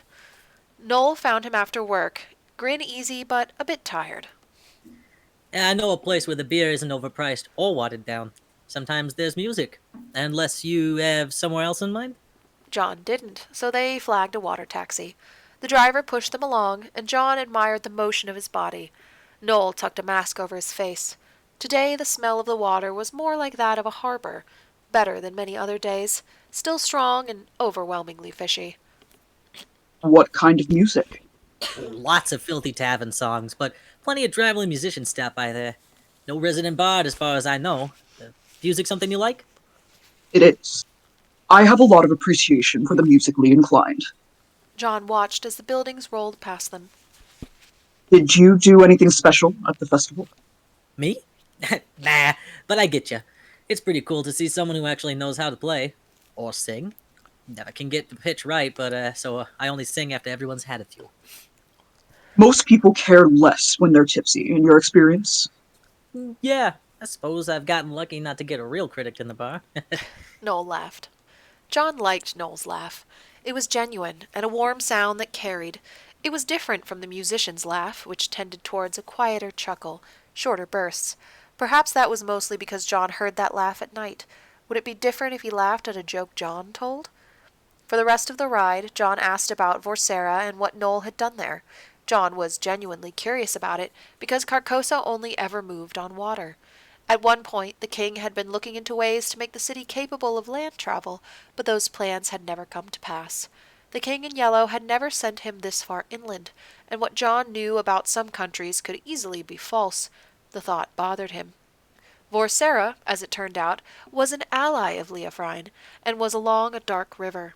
People debated how deep it was, and strange fish would wind up in the nets. When they were gutted, strange things would be found in their stomachs. Noel explained that they were sought after by artificers and alchemists. Oh, what for? Didn't catch that part. In the end, it'll probably be health or wealth, right?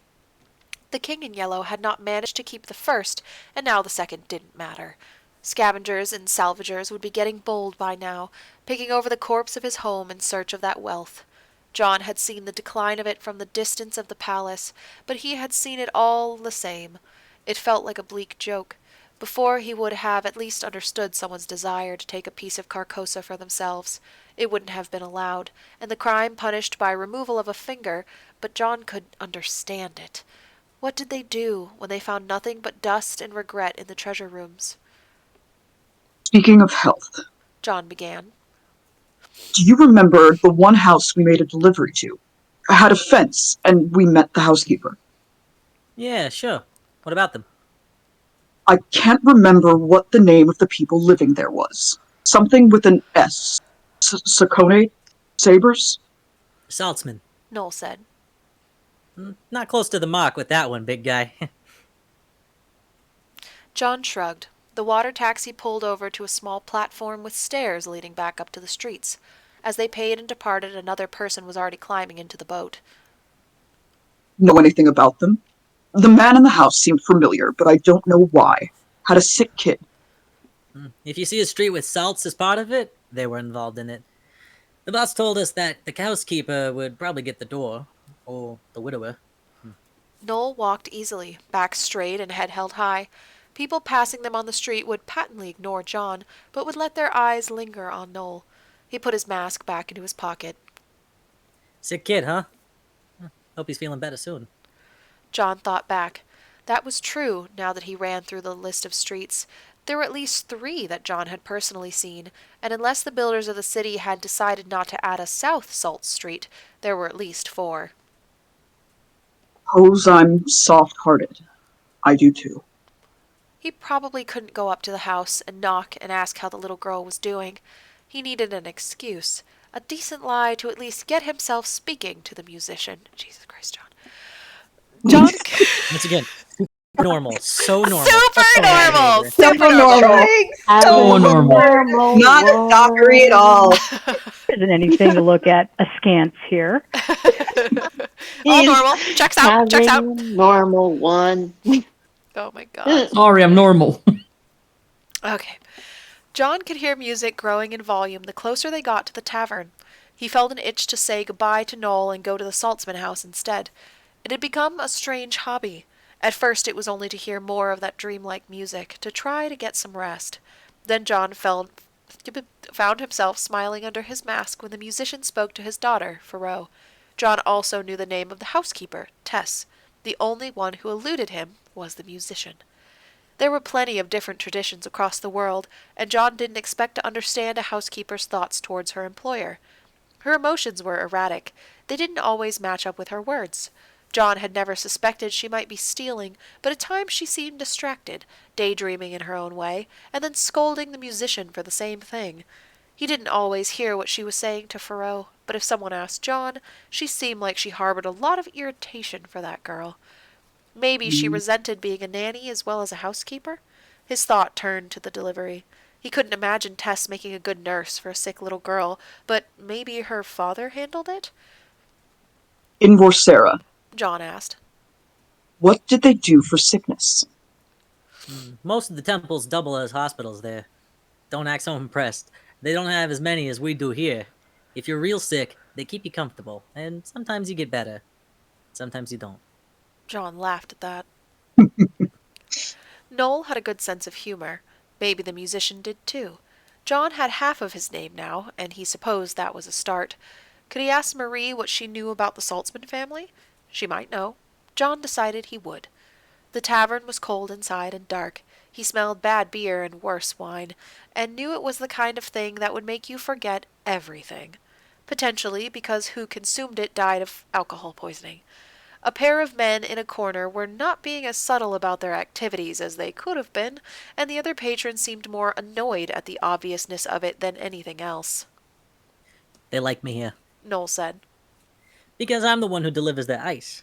Once they know you're with me, they'll give you a free drink too. Don't tell them, but I've gotten at least 3 in one night.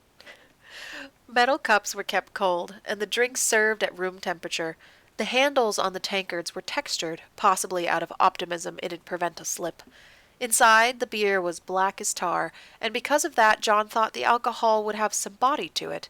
He pulled his mask up and tilted his head down, still concealing much of his face, and took a long drink from the tankard. Noel, Yeah? they give you the first beer free in an effort to get rid of it. Yeah, fair enough question, but yeah, you don't drink it for the flavor. John could get drunk, and John was familiar with hangovers.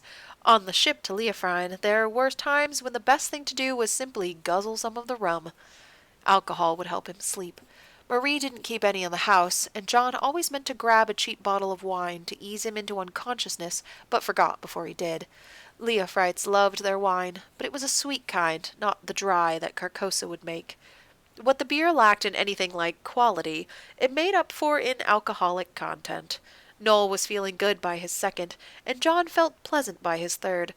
John supposed it was a matter of give and take.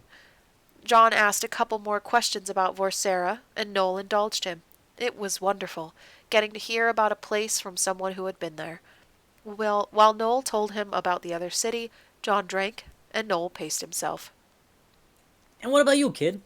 How come you're so interested in artificers and alchemists? John was leaning back against the wall, pleasantly warm. It almost felt like he was on the ship again. Known a few. Which one do you think deals with dreams more? How do you mean? The humors and all that. Do you think it's the same with dreams? And you can lack it or have too much of it. John closed his eyes. There's drinks for dreamless sleep, but that's not it. Noel watched him. He smiled wryly. Sounds like something a physician would be able to help with, kid. John doubted that a leech would be able to pierce his skin. Maybe if alchemists had learned how to turn bone into metal. Sometimes a good artificer could make a blade so sharp that it could cut without pain. John had sold all of his. My landlady said that she thinks I'm heartbroken. John scoffed. Heartbroken. Maybe she's the one who's heartbroken. He growled and finished off his pint. A lot of things could make a person heartbroken. You want to talk about it? John looked across the bar. Noel was close to a friend, he thought. So was Marie, though perhaps it was against his better judgment to be friends with his landlady. But he could make any justification against talking to someone. To lie. He'd been doing that, and he wasn't really happier for it, was he? I miss my former home. John admitted. No one was paying attention to them. And I gave something up that I recognized was a mistake. Noel's eyes were soft with sympathy. Those are both pretty hard. I lived a couple of other places before Vorsera. But you only ever lived one place, huh? John nodded and let go of the pint.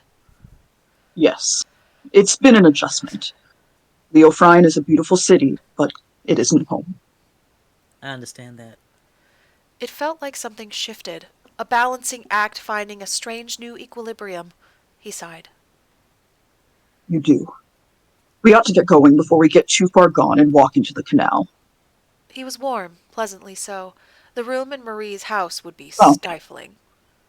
That might have been Noel, actually. That's okay. We'll continue. Is it? Yeah, whatever. Oh. I'm going to start to walk home. John lied. Air will help me sober up. Sounds like a good plan. Stay away from the canals, kid. I'd like to do this again sometime, you know? The night was hot and the humidity was oppressive. John knew he wasn't going to Marie's house, had known it since he saw where the water taxi was taking them. This district was close to the musician's house. Not taking the opportunity to go and see if he was awake would be a ridiculous waste. The fence gate was open a crack.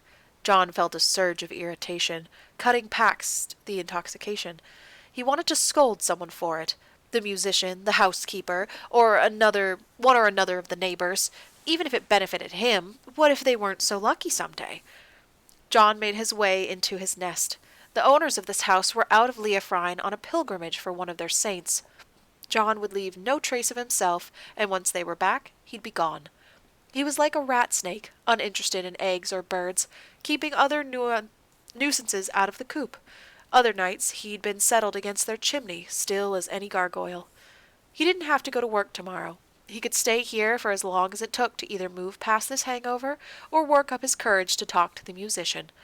John could find some way to make himself interesting.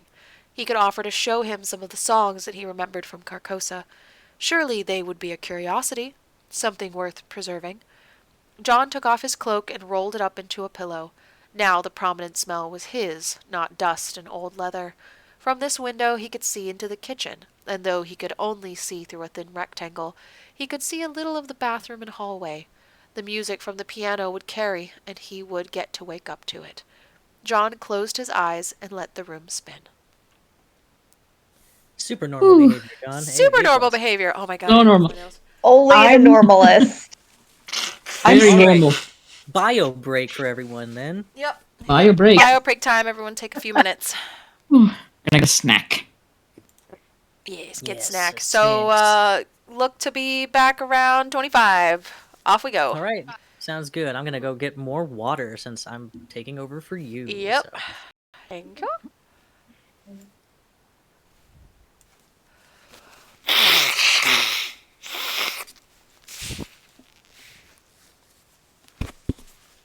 One of the subtitles for the fic could be John has a totally normal one and struggles to make friends. Oh, poor guy.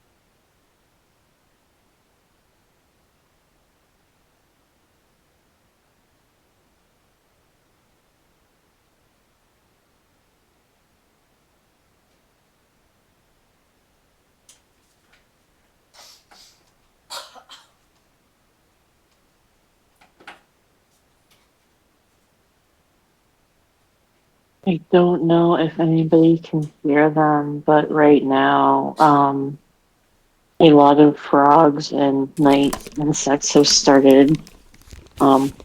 It's absolutely going off. Great. I can't hear them, but it's great. I can't either, but I'd love that. When It's really In the- nice when Mhm. Sorry, I cut you off. no, I was just it's just really nice when it happens. Mhm. When I lived in the Virgin Islands, we had these very specific frogs that are very common in Puerto Rico. I don't know what their actual names are, but we always called them cookie frogs. And they did that like, I don't know if I can do it. Like that kind of like whistly Aw. sound. And they would all do it together, and it was like this like it was almost like the frog version of like bell chimes. It was lovely. Oh, Also, Wow. lived in the Virgin Islands. Cool. Yeah, for 3 yeah, years. That is so cool. How did that even happen? Virgin Islands, cool. My Really great. my dad was undercover for the FBI, and his undercover sting got found out, and it wasn't enough for WITSEC, but it was enough that they moved my family from Texas to the Virgin Islands for 3 years. Okay, I'm That is sorry. the Nice. coolest shit I've ever heard. Oh, Yeah. suffering for the thing. I see. That's holy shit! I love how casual that was. It's like, oh yeah, I used to live in the Virgin Islands because my dad was like working for the FBI and we had to hide out there for a bit. Oh, I only found out when I was like 22, so I Oh moved gosh, when I was that's 11. funny. so So- just shocked. understandable. Yeah. Okay. Yeah. When I found out, I was like, I'm sorry. You told me that you put a bad man in jail and they moved you away as like a celebration. Oh, that's one way. Oh my gosh, that's such a That's- parent lie. I just. Yeah. That sounds like something that would be part of a Disney script. Oh Yeah. my Dad god! saying that's Oh my like their god! kid. That's Yeah. Yep. that is like the dog. Grandma went on a cruise, or the dog went to Todd went live to on go a live in a farm farm. upstate. He is having a great time up there. Yep. That Dad did Well, such a great no. job that the Okay, government so decided to move us somewhere. Grandma went on a cruise. You get to college and you say that, and somebody goes, "Honey, that means she died." You get depressed about it, and then 6 months later, armed men bust into your house, and your grandma, dressed like Gertrude Robinson, comes shooting in to save your life Exactly. and say, "We gotta go," and takes you on an adventure. Because then it turned out Grandma Incredible. wasn't just like faking her own death. She did go on a cruise. Like Yeah. Gertrude Robinson. Okay. She went on a cruise on the tundra. That's where Cruise we're at. Cruise was just a misnomer for fancy Cruise missile. security detail somewhere. cruising When to all- kick ass. If anybody could actually ride a missile to its destination, it would be Gertrude Robinson. 100% correct. Yeah, Yes, yeah, she do it out of spite. yeah. Is everyone back? Mm-hmm. I think so. we are. Give everyone a Let little me sound finish. You off have here. to raise your hand. Let me finish off my Kool-Aid jammer real quick. I want to say about this last chapter. Two things that stuck with me. Number one, that Tess seems to be cross with Pharaoh, and I'm already like, And also, Sounds to me like someone's bitter about having to be a nanny when she probably had dreams of something bigger in life or something like that. yeah, Something. and possibly has a crush on Arthur. Is anyone else a little afraid that they made it a point that some made it a point of pointing out a view of the bathroom at the end of the last chapter? Yeah, no, Oh I noticed, God! I noticed that. Oh, I Oh noticed God! That actually, Yep. I'm scared Yep. now. Yep. Yeah, I'm Okay. knowing this. I'm knowing this. All right, are we ready I'm to just continue? Smiling. Yes, but I'm also just last smiling. comment. I love how John considers himself to have not lost all of social skills, and then the next thing he does is literally sleep on the roof of the guy he has a crush for. Right? No, doing in it. a house that's Normal Like one. you do. Things in a were house different Those aren't currently regular empty. social skills. in Carcosa. Things were different. Yes. In Carcosa, it was totally normal to break into a house that is currently like vacant because the people are on vacation, so you can spy on a guy who you got a crush on because you heard him playing music. Gosh, Yeah, I read a exactly. paranormal. I read a paranormal romance where the shapeshifter people all basically, if they were trying to, scout you as a love interest, they would break into your house and Okay. mess with stuff to prove that they're such good. I don't know. Wow. Horrible What was the name behavior. Was that Blood and Coding Chocolate rituals, by guys. any chance? I'm sorry, what? Was that Blood and Chocolate by any chance? It was not. It was Oh, actually okay. a really good series, the Kate Daniels series. Like I Oh, I okay. actually really loved that series, but I that always do struck not me as very recommend- funny. I do not recommend reading Blood and Chocolate. The movie is also not great, but Hugh Dancy It's not is good. in it. Neither are good. I watched it purely for Hugh Dancy. That's You know, the that's book reasonable. is awful. The book It's is so bad. It's so bad. I was told it was good, and then I read it, and I was like, "What is this?" Yeah, Okay. same. And then I read, I'm like, wow, this is awful, and I hate literally everyone in this book. Okay, all right. Yeah. This Damn. is That's not a always book fun. review.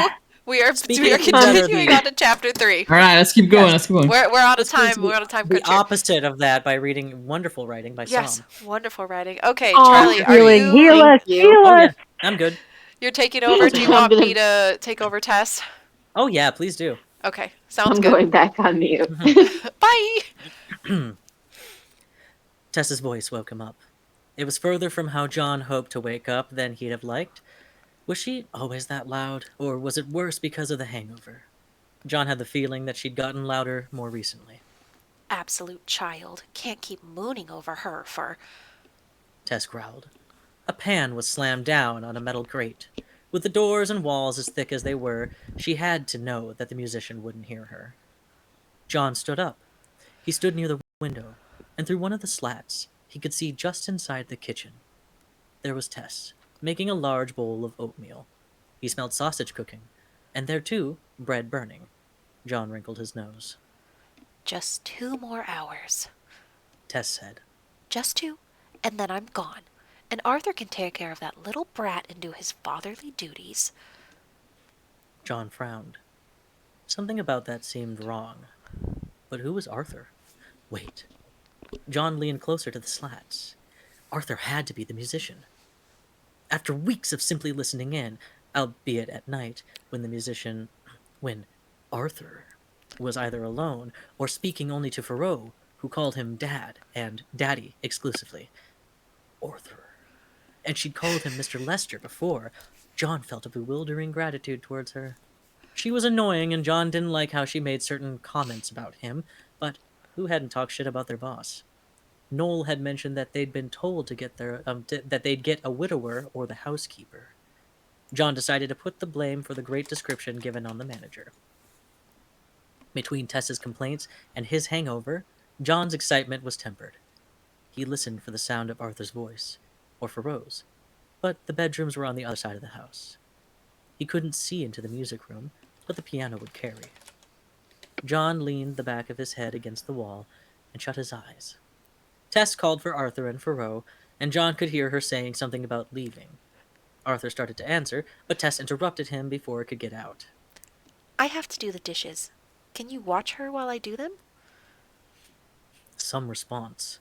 John watched motes of dust float in the light. Arthur Saltzman? Or Arthur Lester?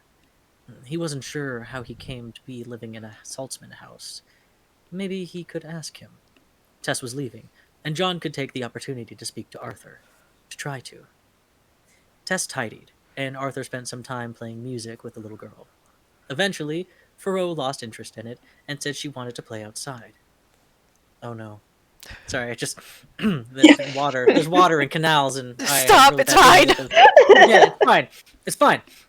I'm fucking scared. John heard her say hello and goodbye to Tess, and she made a sound of acknowledgement of the girl. There was a meditative quality to this time, and John wondered how much Arthur really liked this Tess woman. There had to be other housekeepers. Maybe Marie would know one, or Hattie. In the back garden, Faroe made up stories with imaginary friends. John had watched and was relieved that he was right.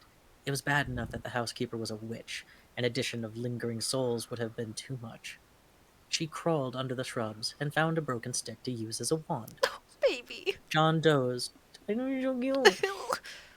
John dozed, not quite sleeping. The attic was going to become warmer, and he could potentially go downstairs. But did he want to risk being seen? It was hard to see past these sort of window slats. Oh, Faroe, what have you done? Tess sounded dismayed. There was a turtle. I saw the colors on his shell. Forget the turtle. You're covered in mud and green muck.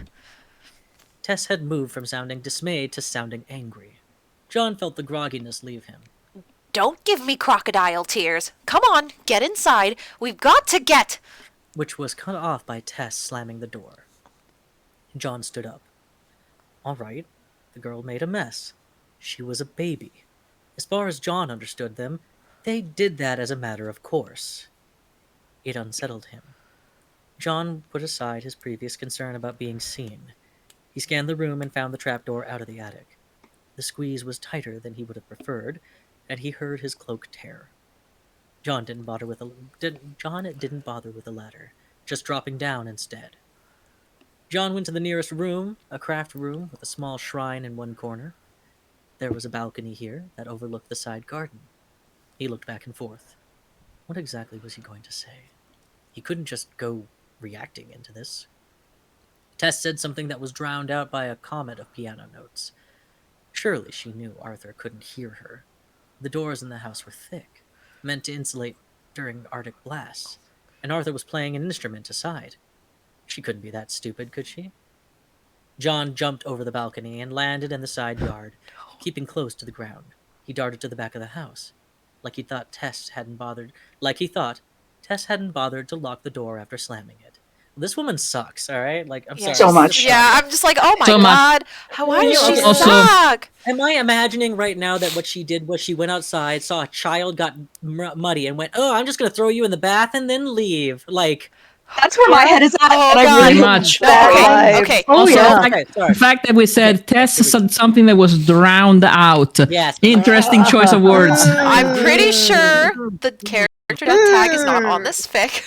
That's fair. It's not. I didn't see Okay, it. So. all right, cool. God. I heard an undercurrent of clear notes. That would be something Something of a optimist. new era. Oh, Yeah, no, you're John good. jumped over the balcony and landed in the side yard, keeping blah, blah, blah, blah. He hadn't bothered to laugh. Okay. Okay. He heard an undercurrent of clear notes, something of a new era. John could hear the whispering of someone upstairs and another noise beneath it.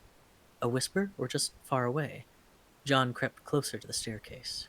He was so close to the musician. John could take a dozen steps to the room where the music lived. John ached. He resented this woman for making him lose any newfound goodwill towards her this fucking fast. Faro, honey, just stop crying. Because if you keep crying, your dad and grandpa, they won't want me to come back. And you don't want me to go away, do you, sweetie? Sorry, Tessa's everyone. Tessa's voice was much That's more perfect. gentle than Tessa's voice was much more gentle than before. The bad feeling had proven its worth. Quiet as a nightmare, he ascended the staircase. If he used his anger without a target, the kid could see.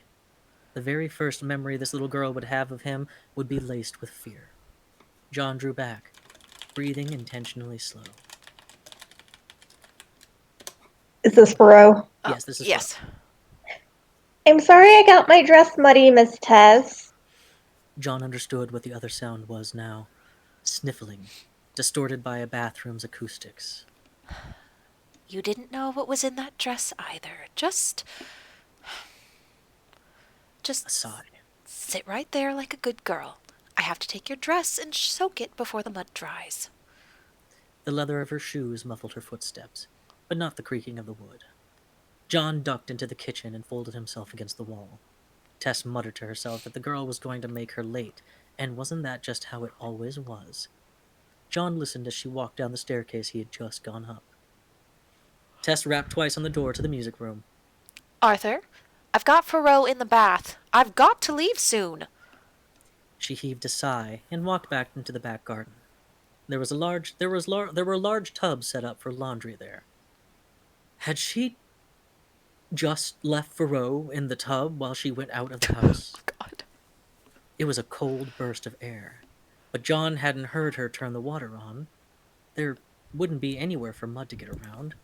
An austere crib, but at least temporary. He could hear the piano start and stop, short collections, maybe 10 seconds apiece, play something that sounded identical apart for a note, and then do it again. Arthur hadn't reacted to the knock on the door. John couldn't see or hear Tess. He couldn't hear Faro either. He had, with a chilling dose of reality, broken into a man's house and was now hiding inside it. John didn't understand children. Maybe this was normal in this culture? He could be overreacting. Did you hear someone laugh in the background? Okay, good. Good. Maybe he was still drunk. Tess didn't move quietly, and John wondered now if it was some attempt at passive aggression. Her boss never hearing her when she spoke to him. It was a benefit to him now, and John listened as she came back inside. Tess knocked once or twice at Arthur's door. Arthur, Tess called. I'm going to start a bath for Faro. Your daughter got all muddy in the garden. Had he said something back? John strained to hear. He hadn't heard his voice in ages, and John wanted to see if the memory held up. Either John couldn't hear him, or Tess stepped on the response. Tess returned to the bathroom. Let's get the worst of the mud off you before your daddy gets here. It was an improvement on before. John leaned against the wall. There were moments of frustration in any job, he supposed. He could blame the hangover for acting foolishly. He could still sneak out without being caught. John let out a breath he hadn't known he'd been holding. The little girl started talking again, and Tess turned the faucet on. The piano music played, stopping and starting, and John could imagine the musician making notes on a lined piece of paper. John allowed himself to fantasize. Soon, flowers would be blooming all over, not just the hardy kinds that bloomed in the short days. John could imagine Faro bringing in an armful, could imagine Marie helping her put them in a vase. What other celebrations did the city have? What had he missed when he was sleepless or drunk? Marie had mentioned having a child. John couldn't remember whether she had a son or a daughter. Footsteps. Tess left the bathroom. John could hear Faro babbling and playing in the water. Down the stairs to the music room, Tess knocked again. Mr. Lester, I've got to leave. I got the worst of the mud off of Thoreau. Did the musician say something? Did he hear anything? John stepped away from the wall. The front door opened, but did not close. John heard the notes of the music calmly carry on. The faucet kept running. He didn't know what the bathtub looked like. Maybe it was shallow, like the bird bath outside. Maybe it wasn't deep. How old was Thoreau? She moved around. Maybe she'd climb out of the tub. John had never been a child in the sense human children were. He had only ever been this size, and had known to speak and had fundamental memories given to him by the king. He hadn't been around very many. People spoke about their families, their parents, and such. Orsa had even spoken about her father. Daddy? John let out a long, miserable sigh. He left the kitchen. This was not how he wanted to spend his first time in the house. He could stop the water, alert the musician, and get out. He'd make sure that the little girl would be fine. John was much better than a rat snake. The bathroom door had been left open a crack. John rapped his knuckles against it and cleared his throat. Hello there, Thoreau. There was a small wooden duck in the bathtub with her. Thoreau looked up at him, and with more force than he thought kids could have said, You aren't Daddy. Who are you? No, I'm not. He's downstairs. I'm going to turn the water off, and you can keep playing. John twisted both of the handles until the water stopped. There we go. Don't want it to get too hot. Do you know my dad? No, but he wished he did. Sure. Oh, God. That's a way to break the tension. John stood up. Do you know my grandpa? I don't. I have to get going now. Bye. Bye. So normal. Casual. John stepped out. I like her vague interrogation of this guy. He has to be here for a reason, right? No, okay, Well, she's that's a baby. fine. It's fine. Yeah. No, it's great. It's so cute though. She has her ducky, okay? She has her ducky. She's fine. She's great. Fine. John stepped out of the bathroom and closed the door behind him. It closed without so much as a click. The piano had stopped. Something tore through the back of his cloak and pressed against his side. If it had been normal skin, John would have been cut. Do not scream. Oh, that's so hot. Arthur Lester told him.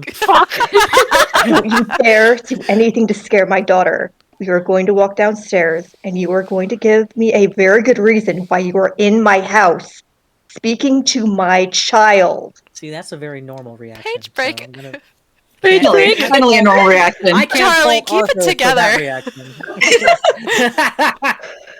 You gotta lock it in a little bit. Hey, look, man, it caught me off guard. Okay, that was hot though. So, well done. It was, but Thank you. And let's not doubt that that's not at all what John was thinking in that moment. Okay, he was like, oh, true. Oh. oh. I mean, What is this feeling so sudden and new? Pat to John O. There's something there. Just Knives, wasn't there Knives before. has a question. Yes, you may. Honey, don't ask me questions about that. Just go get a Dr. Pepper from the fridge. Silly. That's the second Adorable. time. All right. Okay, we're getting there. We're almost there. Great. Almost there. The first and major heard you, emotion Knives. John. Sorry, continue. Okay, so you could hear Knives cackling at me in the background. Yes. All right, good, great. The first and major emotion John felt was embarrassment.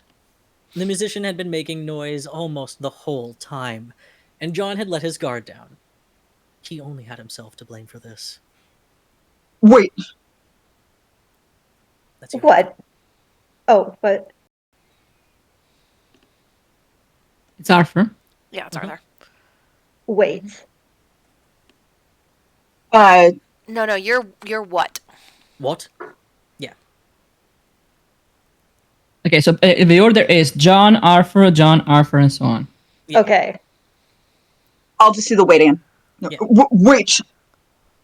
What? Don't ask me to wait when you're... there's still water in the bathtub. Is that a problem? A beat. 2. Ro, darling, can you hear me? Hi, Daddy! I want you to be a big girl and let the water down the drain for Ro. Can you do that?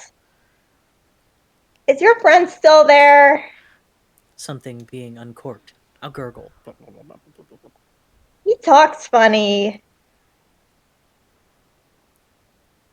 Still you. Oh, right. He's, Sorry, you had to be all of them. I am my Just own read the rest father of it and yourself. daughter. Okay. Yes. He speaks differently, that's all. The musician said. Don't put the plug back. John raised one hand a little higher. Should we wait until all the water's down the drain? If you're trying to delay me dealing with you, John wanted to growl. It was only partly that. Just seems like it'd be a waste if she slipped and opened her skull after I kept her from getting scalded. Or worse. Arthur growled instead. don't get loud and don't forget that I'm the one with the knife. Wouldn't dream of it. What's so funny? Arthur asked. Bro, is all the water out of the tub? Yes. Stay there until I come to get you. Okay. John let himself be marched downstairs. The musician told him to sit down and keep his hands where he could see them. Explain who you are and why the fuck you are in my house. All of this had given him enough time to find a generous telling of the truth. I was outside when I heard that woman yelling at the little girl. It worried me, so I stuck around, listening. John watched Arthur's face, which was expressive even when trying to remain placid. I was going to leave, but I saw her leave the house. She left the front door open. When I heard the water running, I thought that the whole house would be flooded if I kept going. So you thought to be so generous for a complete stranger. Would you rather I hadn't been? John snapped.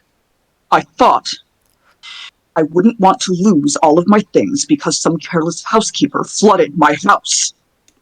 Arthur's eyes didn't leave him, but at least Arthur seemed to have cooled down. He does swallow when John says loss, but... Or, wait, is this me or is this Arthur? This Yes, is... John, it's John. Okay. That's Arthur. No, that's Arthur. Okay. Oh, Yeah. Oh, sorry. or Okay, no, you're right, yeah, or irreplaceable things. he said. Back up. You said you heard a woman yelling at my daughter. Heard and saw. There were plenty of places nearby where one could casually see, and besides, John was tall enough to see over the fence. Why? How many servants do you have? Just housekeeper. She's been... Arthur almost looked like he was going to say something further, but shook his head. So you went into the bathroom and turned the faucet off Yes. and spoke to my daughter. John shrugged. I didn't want to scare her. She's already been spoken harshly to. Arthur rubbed his eyes. Right. John took the opportunity to enjoy the musician's face and voice. This was hardly the tone he'd wanted him to use when he spoke to him. He hadn't been sure what he was going to say when he met the man. He was easier to direct than John had expected, but perhaps that was because he was already off guard.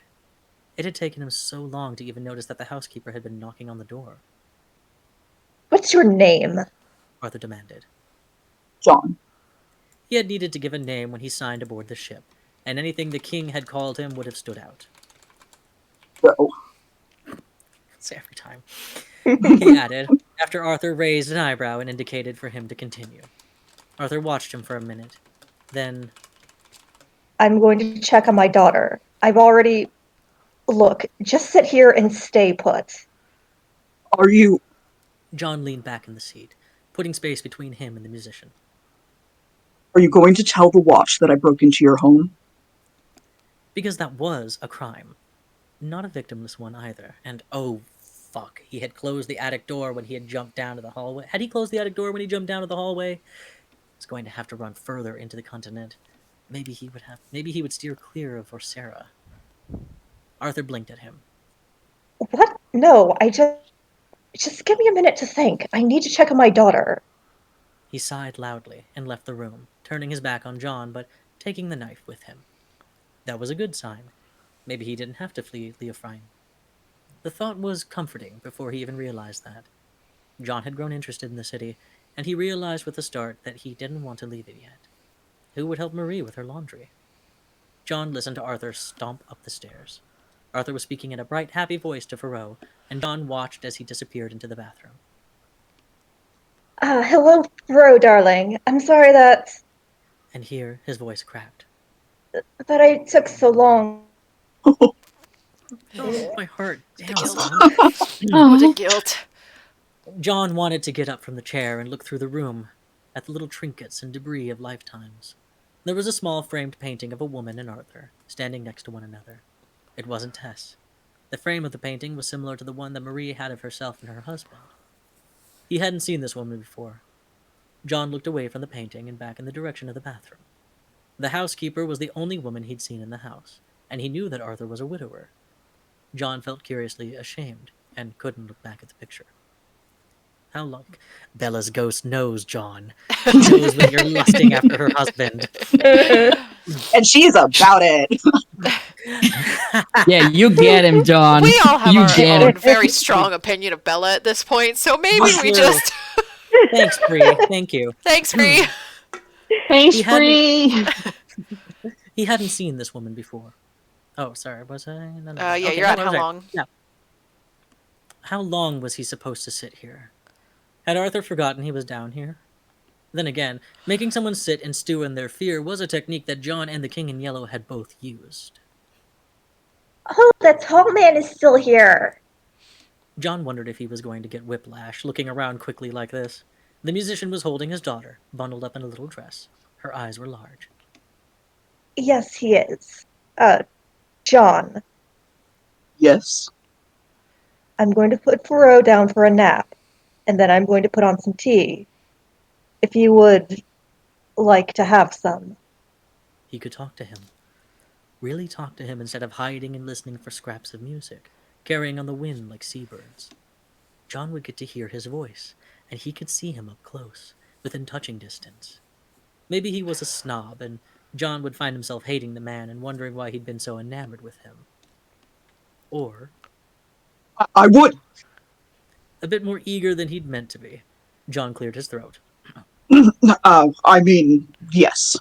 I'd like that. Hey! Yay! Yay! Talking walks! Good job, John. You did it. Stab. Ooh, he was so normal about that. He was Oh, normal. Yes, normal. yes, So Babs, normal. well done. Lovely Yeah, work don't do here. anything John does. Yeah, like your housekeeper's a total kind. bitch, man. Well, hopefully, this means the housekeeper's fired. Does that mean that Absolutely. there's a position open for a nanny, perhaps? Possibly. Maybe. Oh, fuck yeah. I'm bringing kids. Very big nanny. All right, we're gonna Just like put that one there. delicious modern AU that Neko Wafer is writing, that also just updated today. So Oh, Sorry, hell what? yeah. Where? yeah, Neko Wafer Ooh. writes an AU where John is like a nanny that got hired to take care of Faro, and then Arthur got into a car accident and got blind. What the? Yeah. It's called The Space Between Ooh. Us, I believe. Let me see. It's called To Put the World Between Us. Huh. Well, I'm down. Yes, I'll share a link to it in our server. So Wonderful. and then also Okay, here on Twitch since I'm mentioning it. So. Hold on, I'm pulling Now, up before the we go art. into... Yeah, Go go on. ahead. And before we go on with some commentary to wrap this up, I think that we can safely use this sound bit. Yes, Why are we like this? fantastic. Good. Good. We got there. We got there. At least once a We- thing. Hell yeah. So this was a delight. This It was such a delight. absolute delight. It's What a gem. well done, Sam. Oh, It's thank you. very funny and filled with terror for a moment there too, despite knowing that the tag said Jeez. nothing about bad things happening. God, yeah. Yeah. Good. I'm really glad I was able to make that scene tense because as I was writing it, I was like, if he does not actually break into the house, he's kind of letting a little girl drown. And I'm like, oh shit. And I'm Good like, thing yeah, John would he's- absolutely break into a house, like no matter what, with very little prompting. So Oh yeah, This is totally in Way it character. goes. absolutely like one of those ethical quandaries you're given in crazy advanced, classes on philosophy. I Psychology, swear. Yep. Not even an ethical problem for me. I'd be like, yeah, I'm breaking into the house. I'll do it. No, absolutely. I mean, I think that's a pretty. I mean, was he? Don't do anything John fucking did in the fic except save, No. save a kid's Be life. But Yeah. don't. Then again, most break people into- weren't raised to be weapons, so Mm-hmm. Well, not even raised not technically even at all. raised. But Also, this world building Created. you did for this fic, Sam, fascinating. Absolutely in love with it. I would read a whole series in this setting and learn more about it, especially prequel stuff too. Very cool. Oh, Absolutely. agreed. Yeah, it's very, thank very you. good. More medieval AU stuff for sure. You would definitely have people you can go to for information should you ever need it. So That would be really cool. I'm really glad the fic worked. I'm really glad that Very much I was. so. Trin, you helped me out so much too at the end when I was stressing. You were all but there. It was just like 1 inch. I mean, yeah. I You was did a great crawling. job. I was so stressed. You did a great job. You got it in there. You did, absolutely. And I absolutely love the setting as well, like this Venice sort of fantasy Yeah. town. It fits so well with the theme of masks as well, and I'm sure that it was Such a lovely purposeful touch. as well. Italian Thank dice. you. I was trying to do like my goal with this was I was going to get a bit of the world building and then not worry too much about other parts because I was like I'm going to get some things right and the rest I will just say it's fantasy Venice or Amsterdam Exactly. or yes, and I It's all was about doing making references people can recognize and then making up the rest. yes. Yes. Yes. It's a treat for those who know, and when you don't know, it doesn't matter. It's all made up. It's fiction. Yes, exactly. It was like That's what's great about I actually did research on how ice was stored in It's crazy, huh? and yeah, and I was like, okay, this is really interesting, and it kind of went from there. It was funny to imagine a 4-foot block of ice sitting in a basin in like Thoreau's room, and they're just like, okay, we're just gonna let this rag sit on it for a minute, and then all right, on your head. It's like, dang, you guys are rich. Okay. It reminded me of like cooling down a server. Yes. Where you just put like a whole bunch of ice around like the server itself to keep it cool. Poor computers. Also, this art. I know. I've been waiting. Yes. I like pulled it up and I was like, guys, we gotta look at this thing. So good. I was it like, matches are you so well with your theme, your setting, the like The time period background implied. It's so good. just has me. I also looked up. I looked up some pictures that are in the what do we call it, gouache setting or gouache? Gouache. Like yeah. Yes. I looked up some pictures just to find like a compare and contrast, and like the they normal nailed it, especially with the thing. that like painting kind of like slightly abstract but not quite in the background. Gorgeous. It's and so I really good. Yeah, this person also absolutely knows their composition and their color theory, because if you notice, the only bright spots in both picture are Arthur and John, and that connects them in a line of like of a gaze being drawn to, while the rest acts as like it really fade into the background, but it still has this little dots of light in the jewelry and the masks. It's just chef kiss. Another interesting thing too, if you see the perspective angle of the piano, it shows it matches up with where John's perspective would be to Arthur. Like, yes, it's a perfect, absolutely. Like slight angle going like right towards it. So like there is a lot of thought put into that, and it's just so good. Also, the hands really well done.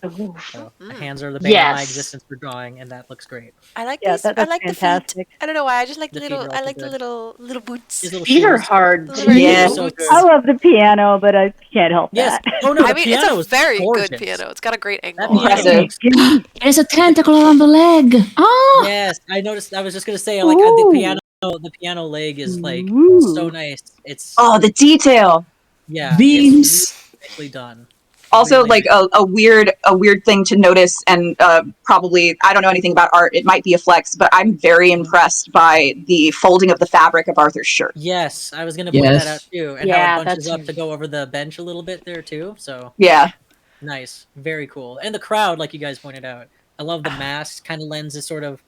It actually kind of feels like something you would see in The King in Yellow, the book, like a little bit. It kind of gives that vagueness of the shapes and like like the ball at the Mask of the Red Death kind of feel too. So absolutely.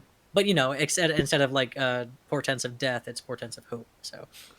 Ooh, I also just made a weird connection, but I think it was something that Flamia brought up with the housekeeper at like the first delivery who was sweeping up where he stepped and immediately made the connection to like voodoo, and how some of the designs of these people in their masks is giving me reminiscent of like New Orleans, like Mardi Gras. Yeah, definitely. I don't know if that was intentional, but yeah, especially with the ruffs and stuff like that too. I mean, like, you know, Venice Masquerade, like look, and then Mardi Gras Masquerade, they share a lot of like styling. Oh, they do. Yes. So it's really well done. So yeah, I couldn't gush more about this. It's fantastic. Good job. It was great. It's just they did a wonderful job. It's just I wanted to eat it. I loved Noel in this too. He's such a fun guy. Like I think you captured so an excellent amount of balance of characters. And like Marie was really sweet, and Noel was fun. Like even just like one-off people had like you had a vibrancy to their like dialogue at the very least. Personality for sure. Also, quick aside, Charlie, if I may. Yes. I couldn't help myself. Sometimes with your accent for Noel, all I could hear was angel dust. I forgive you. I consider it a compliment. He's one of my favorite voice actors, but it's a compliment. It's definitely a compliment. The character. Oh man, no, I was kind of going for sort of like that, kind of like because I mean my old Italian New Yorker. Yeah, and I mean like the way that Harlan gives like vibrancy to Noel's voice acting, he's kind of like, I'm always just a little bit manic, you know? Whatever, this might as well happen. It's fine. Like, he's got that vibe. And the King in Yellow really stole that when he was pretending to be Adam Fry when we first heard him. So now, that, mind you, that I impression lived in New York. They do sound like that. They do, yes. So, yeah. I've known many a New Yorker. They, they're like, I look like a giant turtle wearing the trench coat. So you wanted to go to JFK, yeah? You know, that's a good cat right there. No, really, that's what it sounds like. He takes a pet like nothing else. Yes. No, but on that note, I think you wrote some great dialogue for Noel. It felt very for him as well. Very much so. I also love the implication that he took him to a bar where like people just have gay sex in the back all the time. Nice. That is a bar that Noel would frequent and get free drinks at. I can believe it. Yeah. Yep. They love me here. Said right after it was describing that there were some guys doing something in the back that seems to be maybe not the best thing I to was do in just public. gonna say Make out noises in the background. Like, that's honestly, that's what I was leading for with that. Like people being a little too obvious with like making out, but some people in certain bars necking a little heavily at public, man. You know. Yeah, it was still funny to see that, and then immediately cut to Noel going like, "They love me here." I'm like, I bet you get a lot of extra tips here. No, John is also free drinks. Just like Arthur. Good. Yes, it's so fun. They call me Dowd to party here. I'm so sorry. I'm so sorry. Oh boy. Oh no. Oh my God, that was awful. I love I've taken 6 years out of everybody's lives. Yeah, worth it. Years to mine. I love a great pun. Good stuff, guys. Good stuff. Well, I had a wonderful time tonight. I'm glad I was able to partake despite being late. So. All right. Oh, yeah, you were fine. Yeah, no, you're good. You actually came in at the perfect time. Fantastic. All right. And thank you to everybody who hung out with us in the chat too. Yes. Yeah. I didn't get to be a part of the whole chat experience the first time that we did this. It adds a nice little interactive quality to it. So thank you guys for sticking around. Yeah. Hell yeah. We'll be doing this again when? Tomorrow. All right. So that I have switched us to the BMV Linktree page. So again, if you are interested in things about us, you will find it all there. Tomorrow we will be starting at 7 o'clock, which should be our normal time. Today was just a little funky. We will be starting at 7 o'clock, going to around 10 o'clock. We will be doing one fic tomorrow. Does everyone want to know what it is? Yeah. What is Yes. it? Okay. We are doing one of Trin's fics. Ooh. Yep. God of Cowboys and Fools. Yes. I am Yes.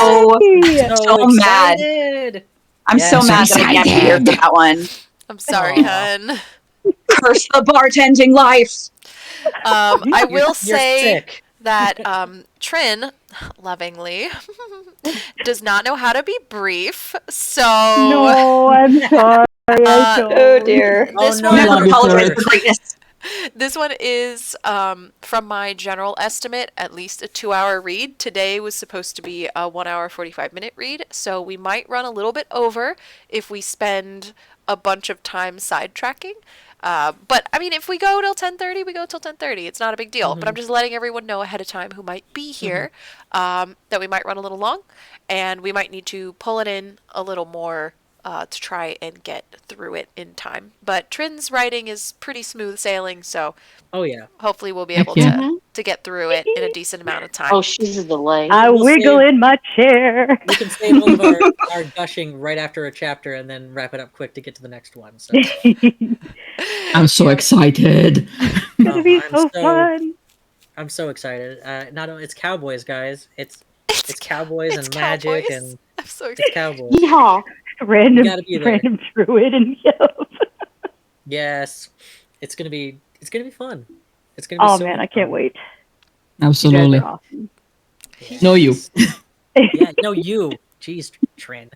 Oh, you guys are so awesome. You're only like you and Sam and Kryva and everyone who's been involved in like just the Malevolent Madness Mixup has been just such a treasure to like read your stuff for. It's good stuff. I love it. Can't wait till Agreed. next year when we do it again. So Ew, stop. Yes. No. Yes. yes. I'm really, And really excited thanks so much, Anna, for putting this whole thing Yes. together. Yeah. Yep. Times a Let's all thousand. thank Anna. Let's all Don't- give don't Anna talk a to little me. round of Thank applause. you, Anna, you're Anna. great, and thank you. Thank you so much, Anna. All I'm right, glad guys. everyone's had fun. All right. Good night, everyone. Thank you for joining Good Black Market night. Voices tonight. We will see you tomorrow. Same bat time, Right. same bat channel. Right. Thank you. Thank Bye. you Good night, for guys. reading it. I'm Bye, waving like everyone. anyone can see me. I don't know. I was Me too, too. so you're not alone. Okay. Bye. Bye. Bye.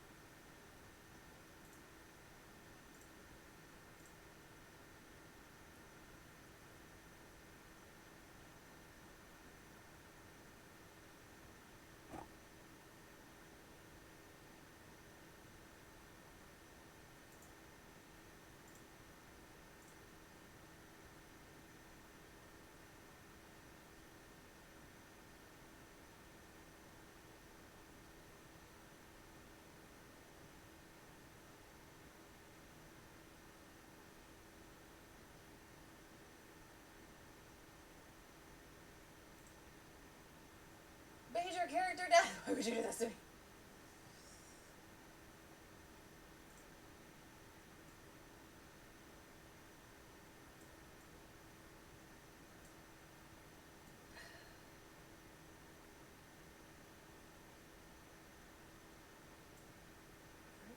Browse.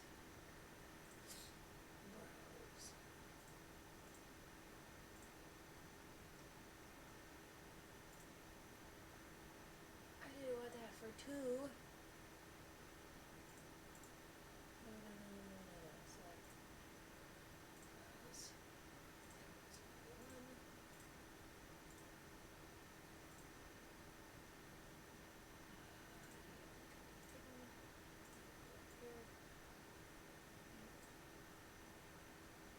Hello? Hello? Hello? I need you to let me have this.